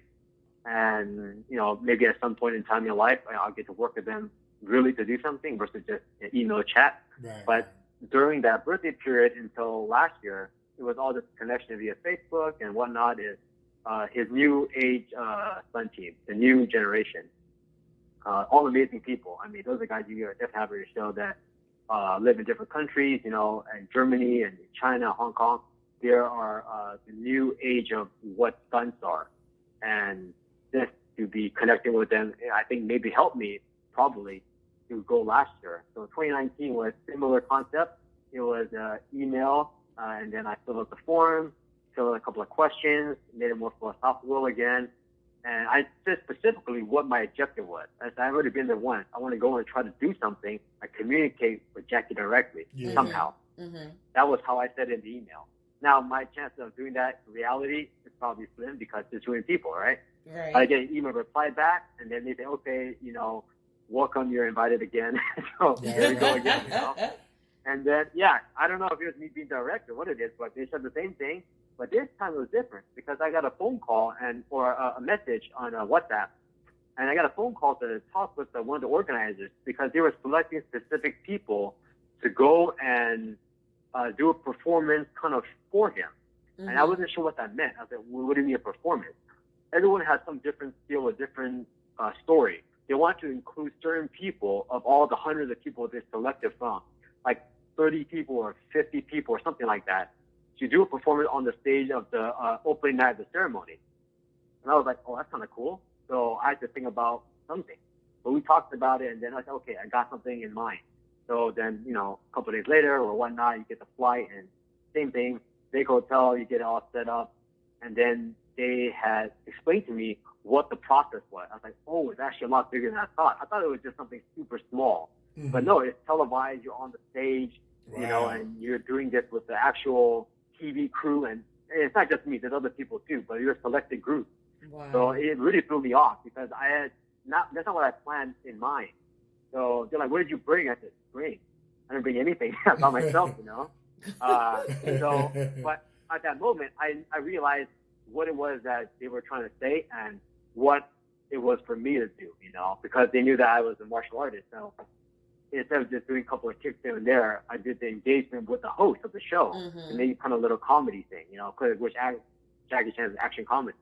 So it was that little bit of a clip included to that. And we rehearsed it at the hotel, and then the actual day of the ceremony, opening night, the few groups of people that were selected, we were on the bus first to go to the actual location. Scope it out, do the rehearsal on the stage, and this was April or so. I forgot, April or May or something like that. And it was starting to get kind of hot too, but it was beautiful. So if you look at the pictures on the site or the link, you see, the whole setup, and it was really cool. On the stage, it was like a 2 or 3 hour whole event in the evening.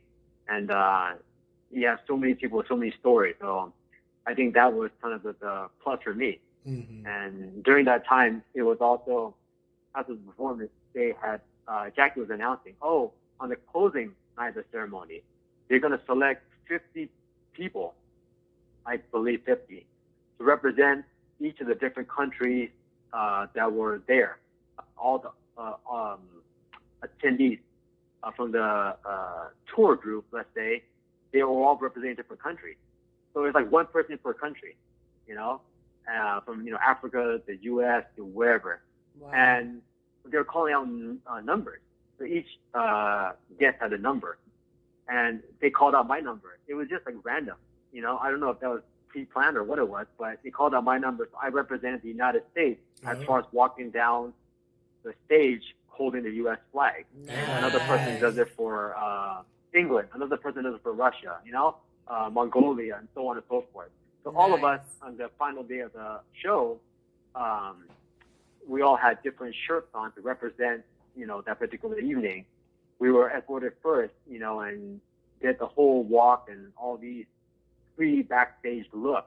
It was very cool just to see that you would walk down the stage and you can represent your country as you're filming this entire thing, and then you sit down first and so on. So it was a whole production, like literally like going to the the Academy Awards. It's kind of like that feeling. Yeah. Wow. I've never been to the Academy Awards, but I think it's similar because the whole production, you got thousands of people setting up, and he had other guests, and Chris Tucker was there too, Adrian Brody, and other people that had specific seats in the front because they were invited guests for this action film festival. Right. So this is kind of a whole performance, right? But as an unknown person, you're just a guy going there. It's kind of not surreal. It wasn't like I was amazed. It was more like you're embodying the moment. At that moment, you're like, okay, you can do something in the world that inspires someone that maybe one day I can host something like this too. Maybe you're lucky, and you can inspire someone to do something better. So that's how my thought process was in this whole thing. Right. Nice. Not just as a fan trying to get an autograph, but how can you make an impact for someone else? Nice. Well, I'm gonna admit that when I was playing pro ball over in Taiwan, and Jackie Chan came to our Christmas party, I was a fan trying to get his autograph, and I did. And I got a picture too. So yeah, man, I was over there. It's cool to get an autograph too. Don't get me wrong. Yeah, man. Yeah. It was real. I'm not gonna lie. I was starstruck. He's one of my favorite, actor, action hero, martial artists. I'm over there eating fruit, and I turned around, and Jackie Chan standing there, and I said, I got to try to find me a pen and a pencil quickly. And so one of the guys from the press gave me a marker.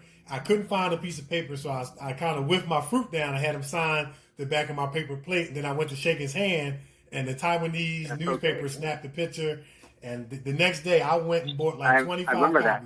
Yeah, man. Mm-hmm. That was one of the greatest experiences of my life. Yeah. I listened to your podcast with Diana and Stuart, too. So I heard that story. That's great because that's something special that, represents you at that moment. You know, Yeah. you had an impact in, you know, someone sees it, they're like, oh my God, Kevin did this, or, you know, whoever did what. Right. And howbeit small or big, it's always, you know, you think, at least I think, you know, what are you going to leave for the next generation? Right. You know? What are you going to leave as a message, right? Something as small as that might inspire someone, you know? Yeah, absolutely. Maybe that's part of why I got, you know, included with the group in the very beginning to go through this type of birthday celebration, because you could pick someone else, you know? They could have picked like the next door neighbor. And you, like, and why did they, you know, pick me? So it's not because they know who I was, you know? Right. And that's kind of how I was looking at it. Yeah, that's how I was looking at it as well. I mean, African-American kid from Southwest Philadelphia got the chance to meet Jackie Chan. Like, how often does that happen? That like almost rarely happens in a lifetime. And to, you know, to be able to have that moment and then have the pictures to show for it. Yeah, I hope that would inspire some kid growing up in Philadelphia, maybe, you know, in the inner city who doesn't have many hopes or dreams to say, hey, if it can happen for Mr. Kev, it can happen, you know, for me as well. But I wanted to end on, I definitely wanted to end on, I saw a picture where you visited Bruce Lee's and Brandon Lee's gravesite. I know he was someone you looked up to, an idol. He was my idol as well when I was into martial arts, and still is. Just wanted to, you know, briefly have you mention, what did that moment, you know, you talk about the moment. What did that moment mean to you? Definitely. Yeah, that is one of the things, the very first time I went many years ago, it was very surreal too, because you see it in person. The actual, you know, location, the gravesite, and it's something that you have to kind of experience if it hits you that way. Because it's not just being an idol, but it's someone that has, like we talked about, leaving a legacy of some kind of knowledge for the next generation to come and future generation. So that impact is what's most, I think, for me, emotional, because you get there, you have nothing to say. You're just standing there and you just feel this aura over you, as if like your life, it just stands still at that moment. And I never met him, of course. You know, that's obviously I wasn't born yet. But seeing both Bruce and Brandon's gravesite next to each other, it's like a very unusual experience in that you feel the energy somehow. And you're not getting, you know, like spiritual, but you feel something. You're like standing there, and when you leave, you know, go about the rest of your day later on, it feels like you can kind of do just about anything. I don't know what it is, but it's that feeling, you know? And I think a big part of that too is when you get to that site, you know, everyone pays their respect and you kind of have your own moment of time. Some people I've seen, which it's kind of strange, but they go to take a photo and they leave. It kind of, I think, defeats the purpose of where you're going there. I was there for like almost like an hour and a half. I was just sitting there, you know? And not because I was trying to be all, you know, philosophical, but for some reason you just didn't want to leave yet. You kind of want to sit there, you know? I got probably in there for 5 hours maybe. I don't know. It resonates somehow to someone. A couple years ago, probably 5 or so years ago, I was in LA and I had a chance to meet Shannon Lee, Bruce's daughter. So that was something that she was doing at a store and whatnot. But we talked for a little bit. Of all the people that came in, I think it was not that long, but I think it was more of a talk where people were just getting an autograph and leaving. But I actually wanted to sit and talk with her because of the message she's trying to instill from her father and trying to educate the next generation. It's the same concept. People ask her probably all the same questions all the time. You know, what's your favorite movie and all of these things, but they're missing the philosophical side. Me sitting at the graveside was the same thing. It's the philosophical side of, you know, what is the legacy that he left, and what his son left. Because people kind of forget about his son too. And on his gravesite, if you look at it, you can Google it up. He has a great quote. That was the last interview he did on Entertainment Tonight, I believe, when he was promoting for The Crow, the movie. It was on the DVD or VHS release. If you watch it, he has a good little talk about, you know, like time in life, you know, how short time is, you know, and what you want to do in life, it goes by in a blink of an eye. And it's like he was saying, how many times do you watch a full moon rise, you know? 1, 2, 3, 4 times, you know, it all seems limitless, right? You can always watch it. But when your time is done, you know, it's not there anymore. So that's kind of how I embrace that philosophical side. When you're at the site, you just sit there and you just absorb that knowledge in, not saying anything. But hopefully that is the message that everyone gets when they go to, if they want to go, pay their respect. It's the same way. it's not to snap a photo, but you can embrace that philosophy. You don't have to be in martial arts to do so. Right. It's just the presence of what it means to be a human being. Mm-hmm. This is why his most famous, probably popular quote is from the Pierre Burton show he did, the actual black and white interview where, you know, they asked him, like, you know, what do you see yourself, you know? Do you see yourself as American or, you know, Chinese or whatever? And he said, you know, he sees himself as a human being, right? Because under the sky and the heavens, there's one family, right? We just have to be different. Very true. Everyone can understand it now, but if you listen to it back in that period of time, it's such a big statement that, you know, I think a lot of the generations have forgotten, you know? And that's kind of what I get from being there. And I have to go back. It's, you know, it's a personal thing. It's not like, you know, I'm related to them or anything. It's just a personal thing. You want to go, you know, a couple of minutes or whatnot, and you just feel a sense of balance. You go there. It's a surreal thing, you know. So you have to be there in person to feel it, and everyone has that. You could be on the court. Maybe it's the same court that, you know, your favorite basketball player played at. You stand there. All of a sudden, you just absorb that energy, you know? Right. And from there, you're like, wow.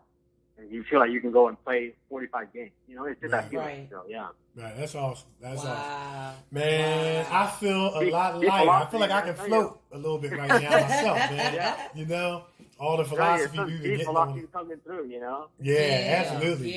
Yeah. Man, this was great. Well, Victor, man, listen, my friend, you've been a great guest, and we want to thank you so much for coming on and sharing all that you have shared.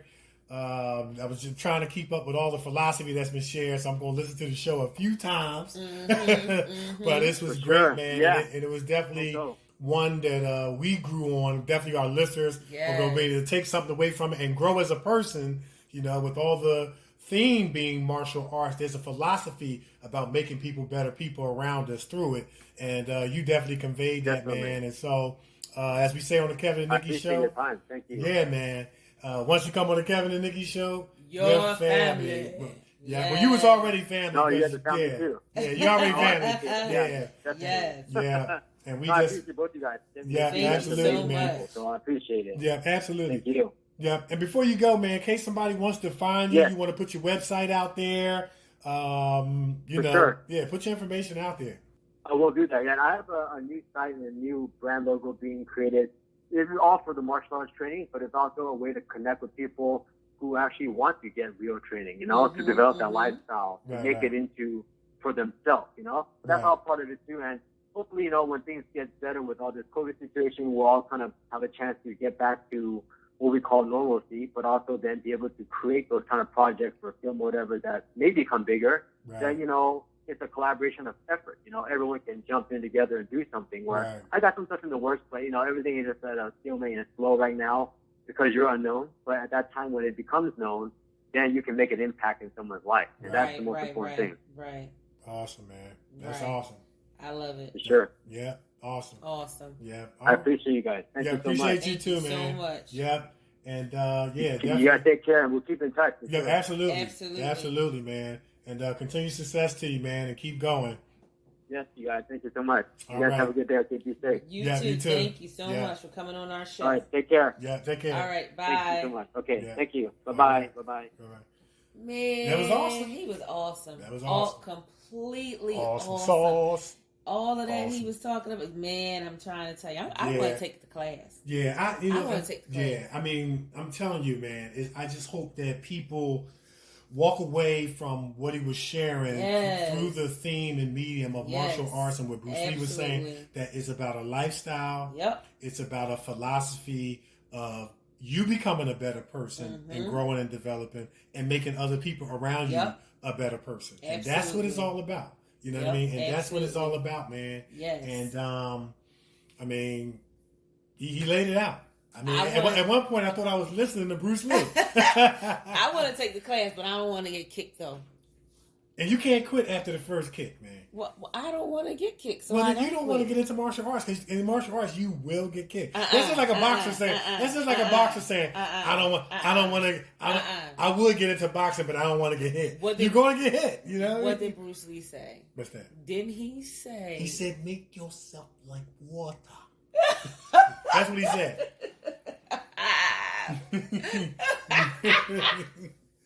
But so no, what did Bruce Lee say?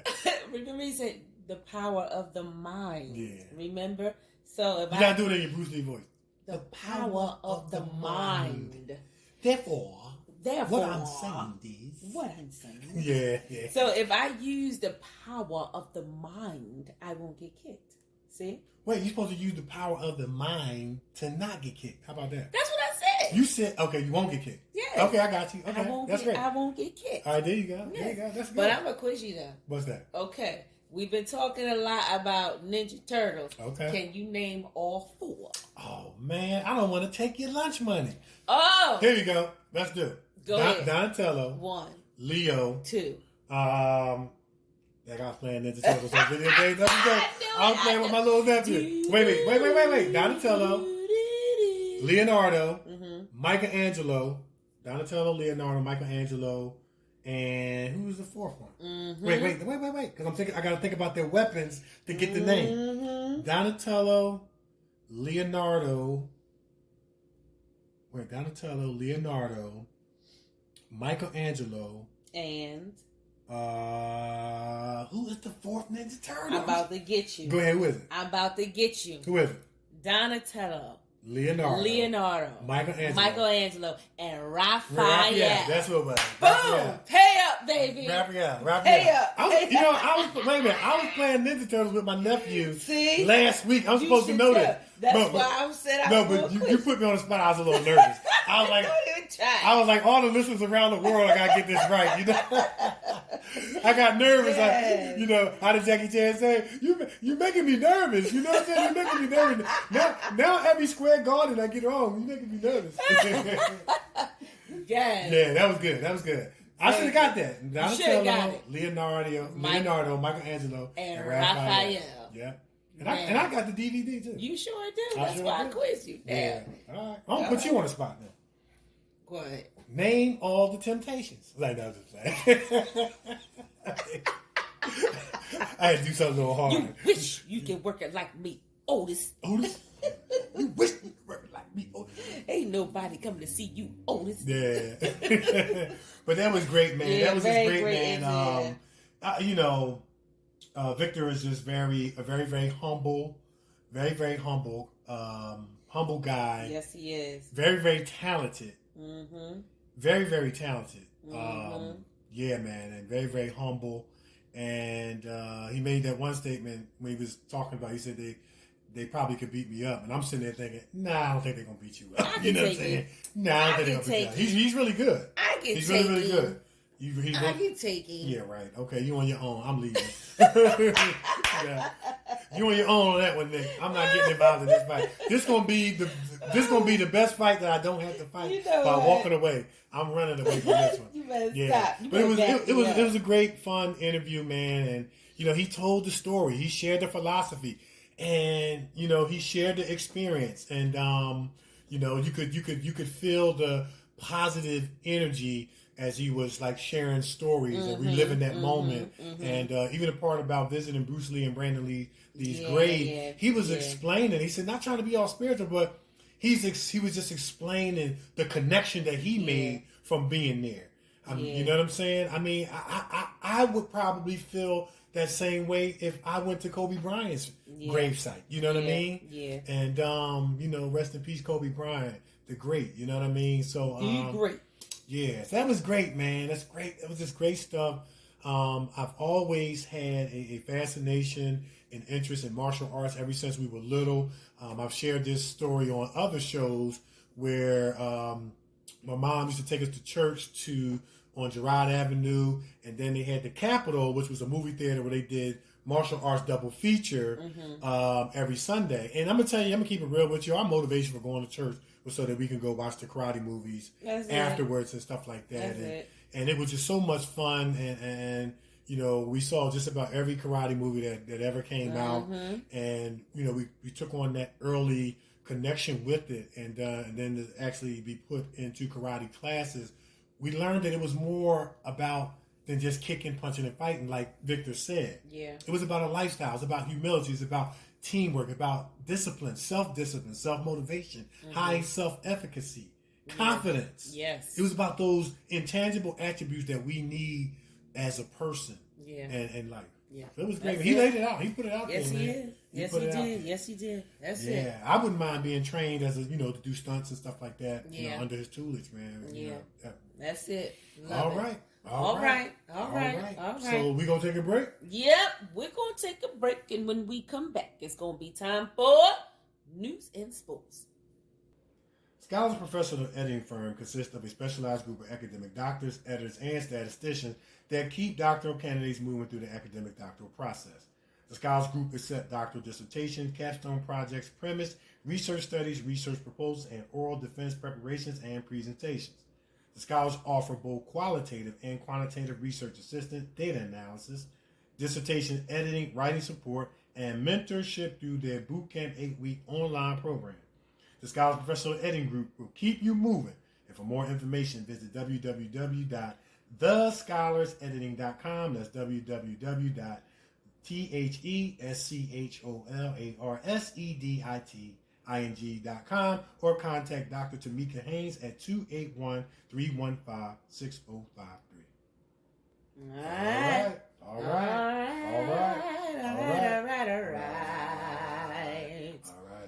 Yes. Ole. All right. You know what time it is. All right. So it's time for news and sports. All right. So in sports, the NBA Foundation pledges $300 million to Black growth.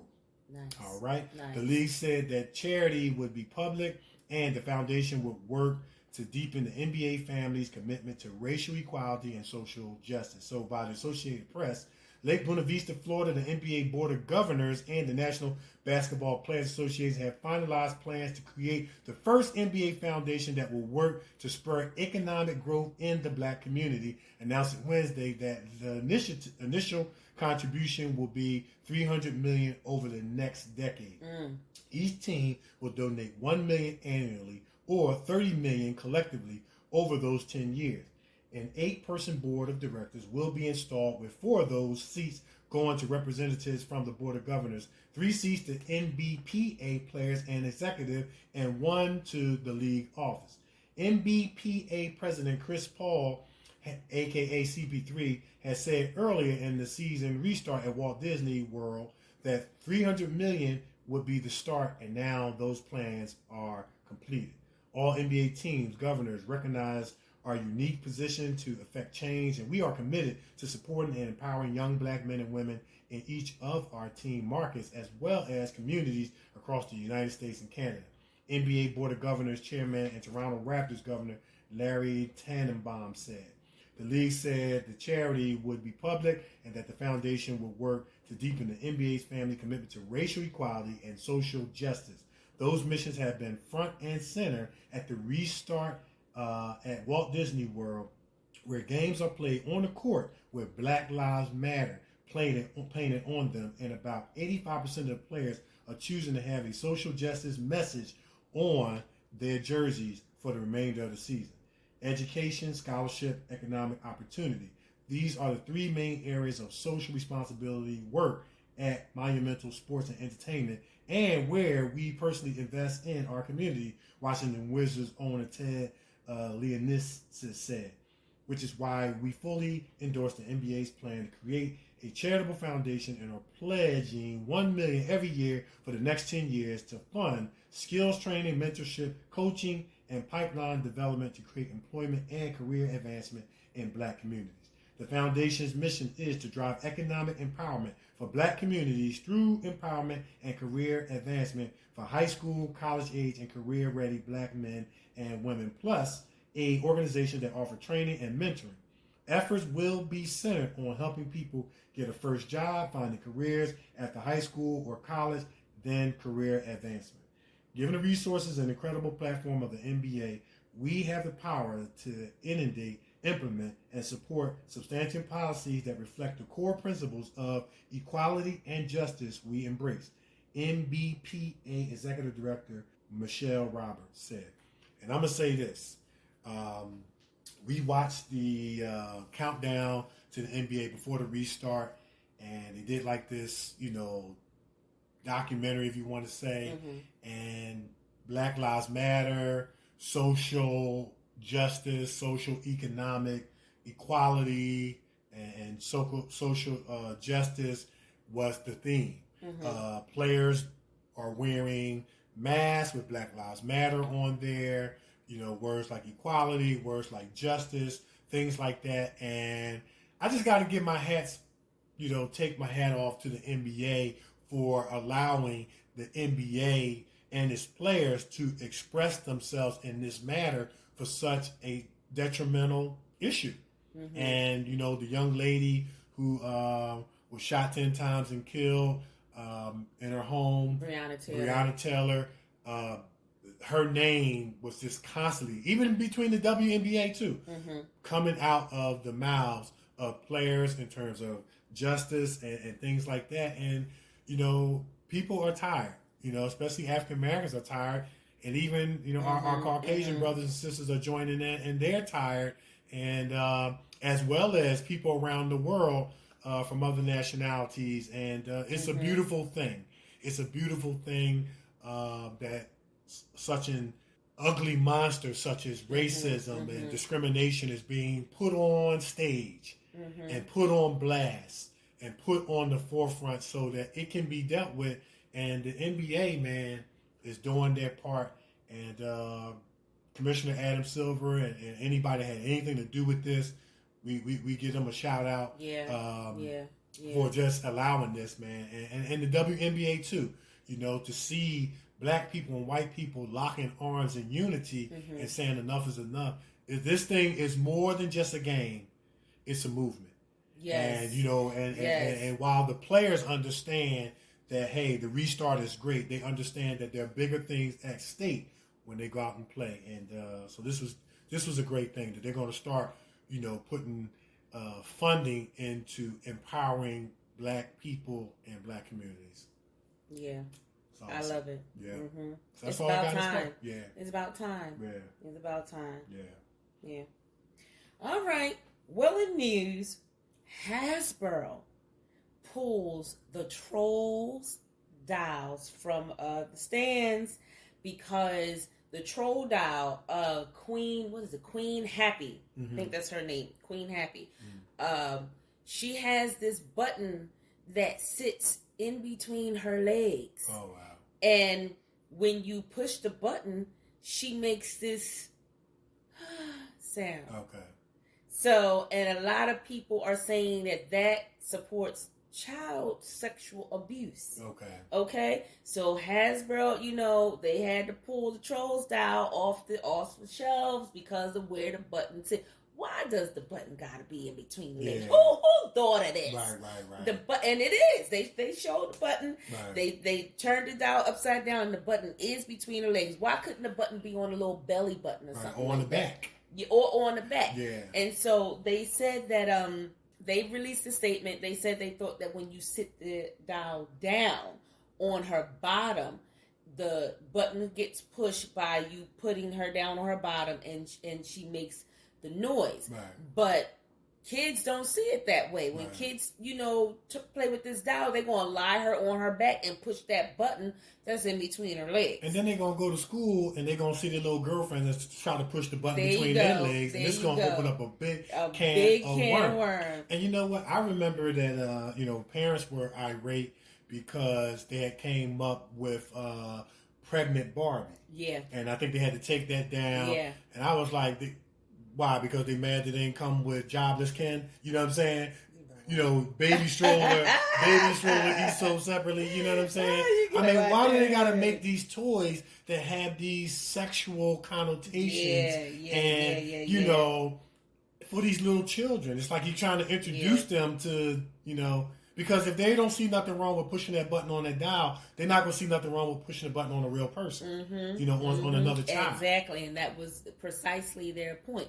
So Hasbro understood, and they pulled the doll from the shelf. The Queen Happy, that's her name, Queen Happy. It's a Queen Happy doll, and the button is right in between her legs. Now, Hasbro are the ones that does Transformers and G.I. Joe. Yes. Yeah, so... Yes, so then, the question became, when they presented this dial in what is that function that everyone has to with like manufacturing? Yes. Or, like in the business plan or right. Yeah. And nobody at the table. Thank you. And they saw a sample of the dial. Nobody said anything. Hold up, that button can't be right there. Yeah. That button can't be right there. Right. You know, I'm gonna tell you right now, some of these companies, they need a bunch of moms in on the panel. Right. Okay, they need a bunch of moms on the panel because the moms are going to tell you what's right and what's not right. But wait a minute, I think you're right. What, these people don't have kids? Right, that's what I was going to say. I was going to say there are some moms on the panel. These people don't have have kids. kids. Saying? There are some moms on the panel. We just need moms that have a better, I want to say, moral fiber. Yes. Because, there's something wrong with it. Why do you have to put the button between the legs? Yes. Why couldn't you put it on? G.I. Joe had if the man wanted to move the hand, they put the lever on the back. Yeah. Do you understand what I'm saying?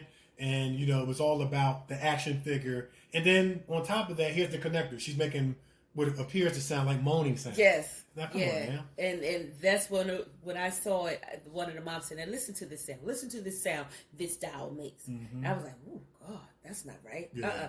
No, that's not right at all. Yeah. Get rid of that. All that money y'all spent to put that dial out there, take it down, find something else to put up there, but don't put that up there. That's not good. You know what? These other parents were upset because they wanted Ken and Barbie to be taken down. You want to know why? Why? Because they didn't come with the pandemic mask. and they wasn't sold 6 feet apart in the box. First of all, half of y'all not even wearing the mask. So how y'all going to get mad at Ken and Barbie? Bye, people. Bye, people. Yeah. Bye. And in other news, the Jewish Federation is upset with the NAACP because they refused to remove Muhammad from his position. The NAACP said he is not going to be removed, and the Jewish Federation is very upset about that. So it's like the NAACP is accepting what he said. Right. They're condoning what he said. So the Jewish Federation is upset with that. You want to read more about that? Check it out. I mean, I'm like, wow. Right. Wow. Yeah. That's messy. That's going to get very messy. Yeah. That's going to get very messy because they are. It's like you said. It's like that they're condoning. Yeah. In other news, and I knew it. I've been saying it for a long time. It gotta be something going on with these phones. Apple users can now start filing claims for settlements against Apple going back to 2017 because Apple have been messing with the functions of the phone to make people go buy more phones. Wow. I knew it. I knew. Let me tell you, I knew something because they had to be there's something wrong if you got to buy a new phone every year. Yeah. Something wrong. Yeah. Yep, Apple, you are foul. Yeah, that's. You know what? I figured as much because I'm sitting up here saying, why did they got to go buy another new phone every year? And this is to keep you coming back and spending more and more money. And guess what people do? Spend more and more money because they want that latest, those latest qualities or attributes of the phone. Yep. Apple, y'all foul. Messing with the functions of the phone so these people can causing the phone to break down so that these people can go back and buy another phone. Apple. Because I'm telling you, y'all know I will keep a phone until Jesus come if it's working right. Mm-hmm. You know what I mean? There's no reason why you have to upgrade your phone every year, not unless you want to. And then in order to update it, how come, how like sometimes you can just push an update button in your phone. Right. Why can't it be like that? Right. You know what I mean? Like your phone is now updated. You got to go buy the next, $300 phone. Yes. Apple, and these phones are not cheap. Apple is expensive. Yeah. And they're messing with the functions of the phone so that it can break down and people can go buy more. So people, Apple users, get your claims in. Mm-hmm. Get your claims in. And they said they can file as late as, go back as 2017. Get them claims in for real. And in other news, Congress, well, they did recently, Trump signed for at least $400 more in unemployment to be paid out. Mm-hmm. Why do it have to be $400? It was $600 before. Right. It needed to be raised to $800. People are still sitting on unemployment. Right, people are still out of work. People are still struggling. While some businesses are opening, you have a great deal of businesses that are still closed. Right. Okay? And so people need that stimulus. And when is the second stimulus check? I hear they're still arguing over that. And I don't understand how you are arguing over people needing money to survive when, from what I understand, a congressman brings home at least what is it? Almost $4,000 a week. Right. And you can't give at least $600 to $800 to people who are struggling, but you bring home close to $4,000 a week. Come on, something's wrong. Yeah. Something's wrong. Somebody got to start caring. Yeah. Something's wrong. And lastly, remember we said that we were going to tell you about the different insurances that you're supposed to have. So along with your homeowner's insurance and your renter's insurance, please make sure that you have windstorm and hail damage. Wow.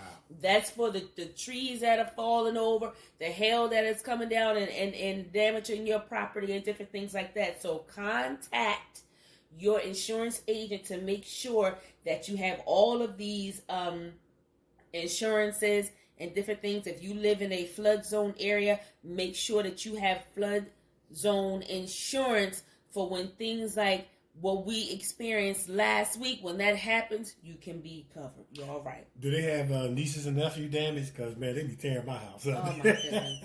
I got to get insurance for that, man. I don't think we have I'm going to put a claim in for that one. Yeah.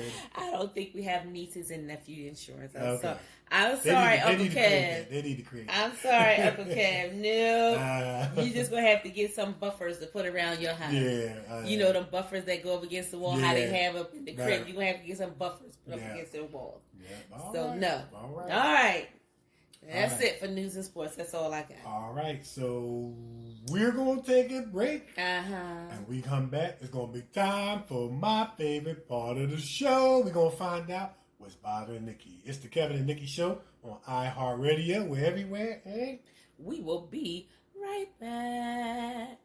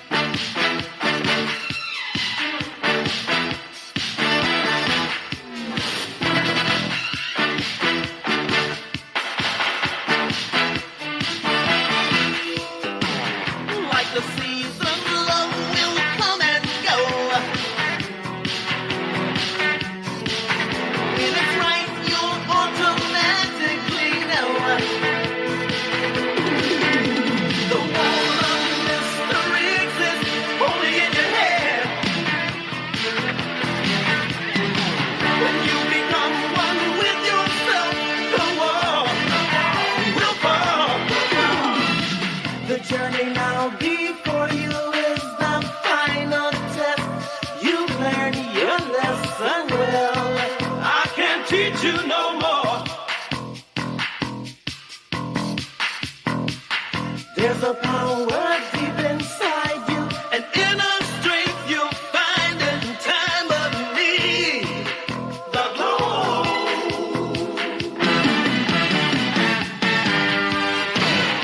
You are the last dragon. You possess the power of the glow.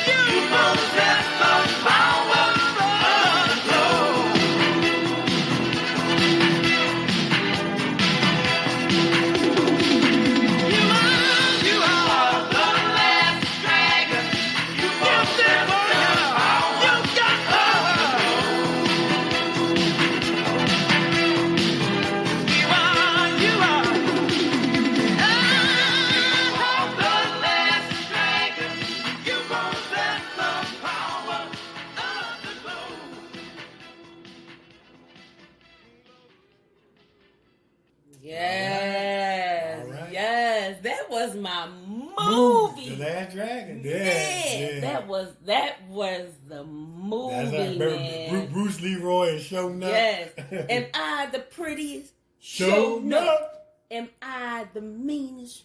Showing Up. Am I the baddest mojo? No doubt around this town. Showing Up. That was my movie. That was a good movie. Man. That was a good movie. That was my movie. Yeah, that was a good The movie. lesson in that movie was very clear. Yeah. The lesson in that movie. Very, very, very, very clear. Love that movie. What would you say the lesson? Use your mind. Use your mind. Use your mind. You, like Bruce Lee said, you don't always have to fight. Right. Use your mind. Use your mind. That's it. Love it. Love it. Yeah. Love it.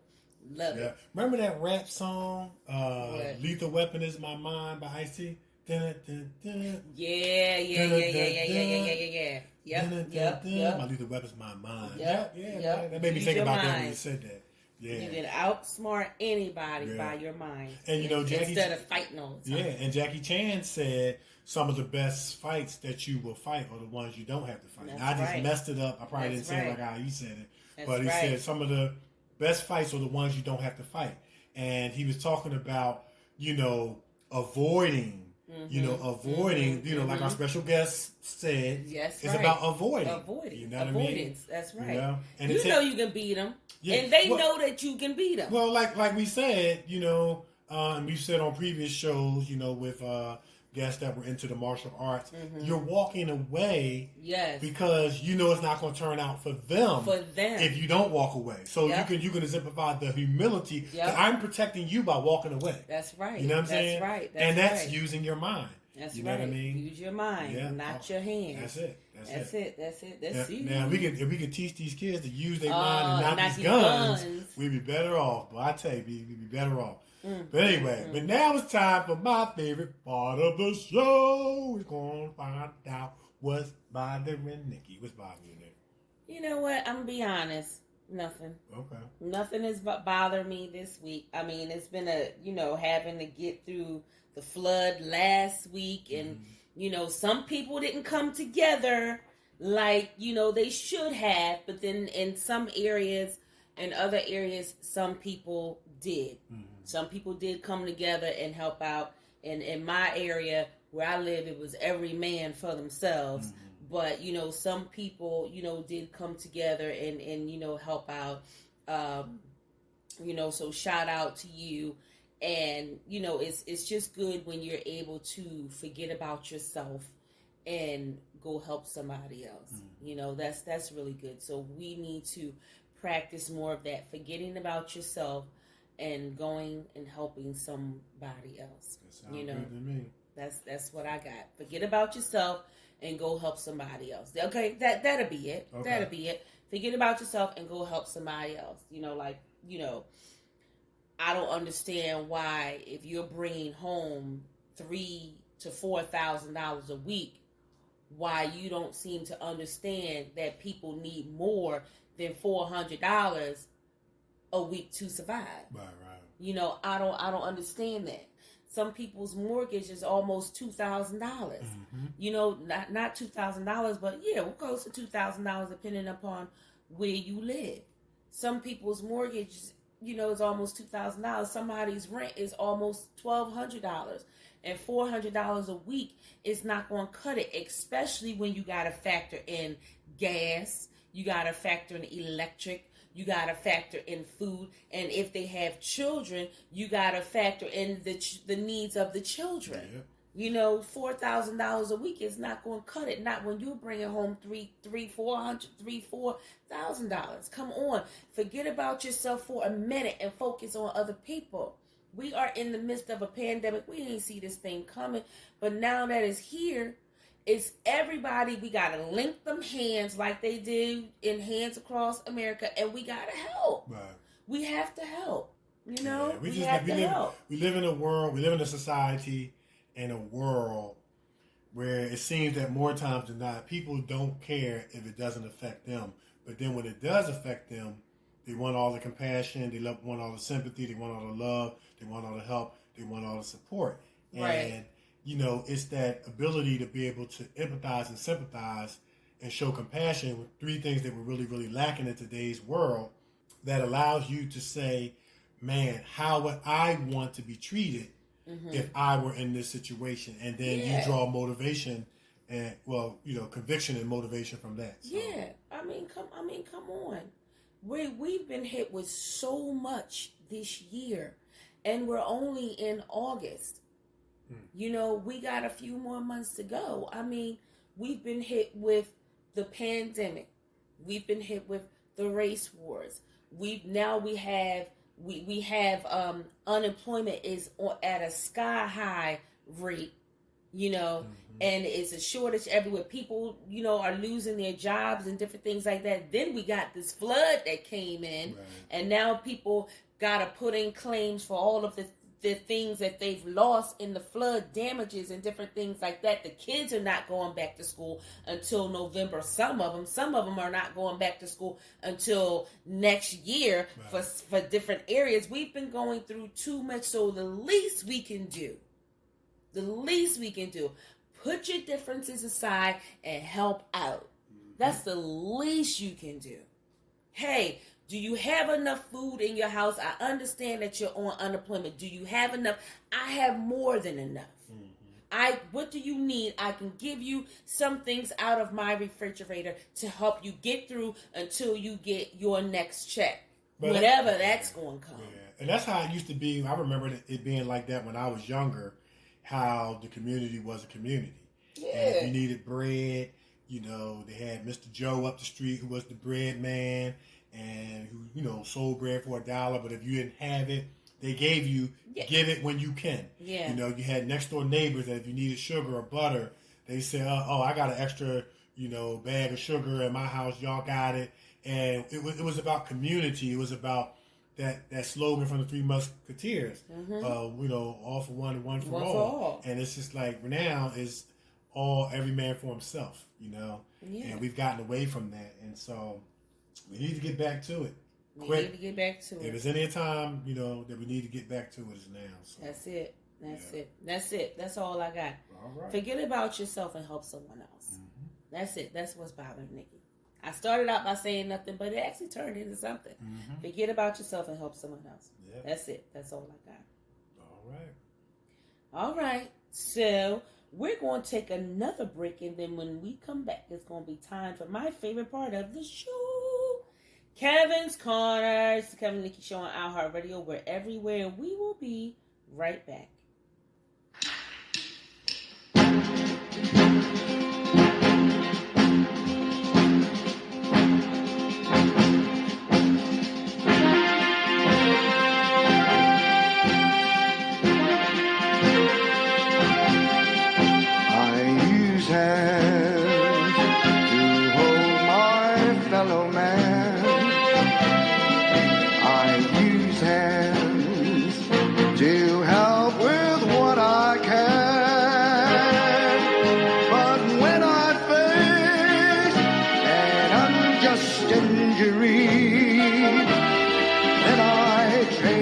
My hands into fist of fury.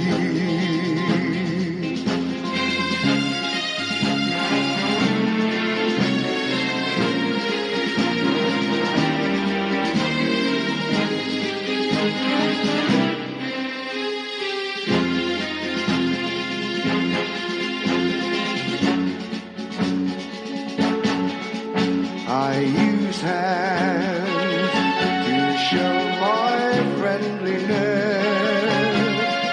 I use hands to give a kind caress. But when a man slaughters his fellow man, then I change my hands into fists of fury.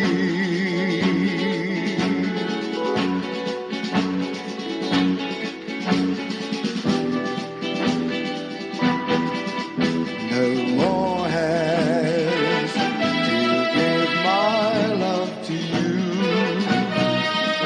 but you know I've done what I must do.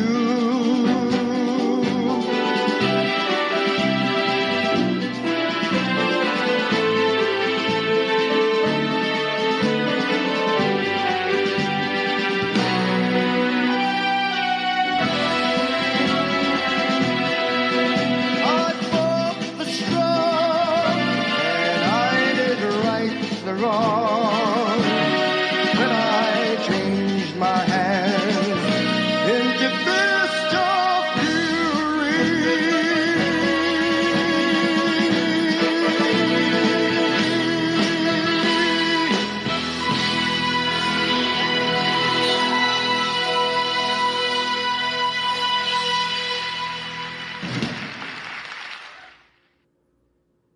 You're listening to the Kevin and Nikee Show on iHeartRadio.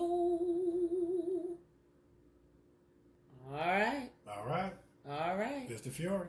Yeah, yo. Mr. Fury. It's the Fury. Yes, sir. I use hands. A fist of fury. Good stuff. Yes. Man. Yeah, man. All right. All right. So y'all know what time it is. So now it's time for my favorite part of the show, Kevin's Corner. All right. So we going to keep the high vibration moving. We in week 70. We're going to deal with 2 more characteristics of how you know that you have the signs that one is operating on a high vibration frequency in life. Okay. We in characteristic number 112 and 113. Number 112, you have a strong work ethic. Mm-hmm. A strong work ethic is an important part of being successful in your career and or in life. Work ethic is a set of values based on the ideas of discipline and hard work. Forming good habits such as focusing, staying motivated, finishing tasks immediately, and more helps to create a good work ethic that will impress anyone. And if you work in a job, your employers and your employers. That's right. Yeah. That's right. So the 10 work ethic traits: appearance, attendance, attitude, character, communication, cooperation, organizational skills, productivity, respect, and teamwork are defined as essential for success. Of course, there are more attributes, but these are the more prevalent ones that are defined when you're talking about good work ethic. All right, characteristic 113. You have good or strong work ethic, you achieve success. So being successful means the achievement of desired visions and planned goals. Success means to have a goal, plan the steps to achieve the goal, implement the plan, and finally achieve the goal. Success means to achieve a goal one has set for themselves, big or small. Success means to produce high quality work before the deadline, for example. It means fulfilling your dream goals and aspirations with successes along the way.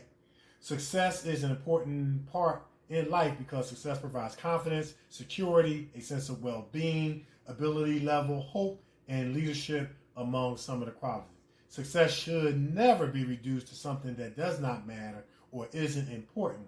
Success differs from person to person. And hey, a success for someone could be, hey, I used to smoke a pack of cigarettes a day. Now I'm down to 2 a day. That's a success. That's success. You know what I mean? I used to sling out, 20 cuss words a week. Now I'm down to 2 a week. That's a success. You know what I mean? So it's seeing those growth steps and development or moving closer to your goal. And so a lot of times we want to make it like absolute in terms of all or nothing. But success is having also successes along the way as we grow and mature holistically, which we define spiritually, mentally, emotionally, intellectually, educationally, vocationally, relationally, and dream, goals, and aspirationally. I needed to put L-Y at the end. That's it. That's all I got. That's it. Game over. That's good. Game over. You want to drop the paper this time? Oh, I'm going to drop the paper. I'm going to drop it. All right. That's it. That's it. I'm dropping the paper. You got the paper. Yeah. Okay. All right. So that's it. All right. So we're going to put it out there. Yeah. All right. Thank you guys so much once again for tuning in to our show, the Kevin and Nikee Show on iHeartRadio. Look, you guys are motivation and encouragement. Y'all keep tuning in. Look, we're going to keep bringing you hot topics, hot guests, great music, and much, much more. And so thank you from the top, middle, and bottom of our hearts, man. We really appreciate you. And we know what we would do without you. But we do what we do for you. And we can't do what we do without you. So I'm actor Kevin D. Benton. And you can find me on Twitter at Kevin D. Benton. On Facebook, Kevin D. Benton. On YouTube, actor Kevin D. Benton. And you can find actress Nikee Warren on YouTube as well. On Instagram, I'm actor Kevin D. Benton. Check it out. You can find me on Facebook, Nikee Warren, on Twitter at Nikee Warren, on the gram. That's hello, I'm Nikee, spelled HELLOIMNIKE. You can find our show, the Kevin and Nikee Show, on Facebook at Kevin Nikee Show on Twitter and the Kevin Nikee Show on the gram. You said if you got any questions, comments, concerns for our special guest, Victor W.C. hit us up, the Kevin Nikee Show at yahoo.com. We'll read it to him, get the answer, and read it back. And like we say every week, who knows your letter can be featured on our show. Yes. Yes. The rebel, without a pause. I know. Yes. All right. So, That's it. All right. It's the Kevin and Nikee Show on iHeartRadio. We're everywhere. Yes. And we are out of here. Peace. You see, actually, I do not teach, karate because I do not believe in styles anymore. I mean, I do not believe that there is such thing as like Chinese way of fighting or the Japanese way of fighting or whatever way of fighting, because unless human beings have 3 arms and 4 legs, we will have a different form of fighting. But basically, we have only 2 hands and 2 feet. So styles tends to not only separate man, because they have their own doctrines, and then the doctrine became the gospel truth, that you cannot change,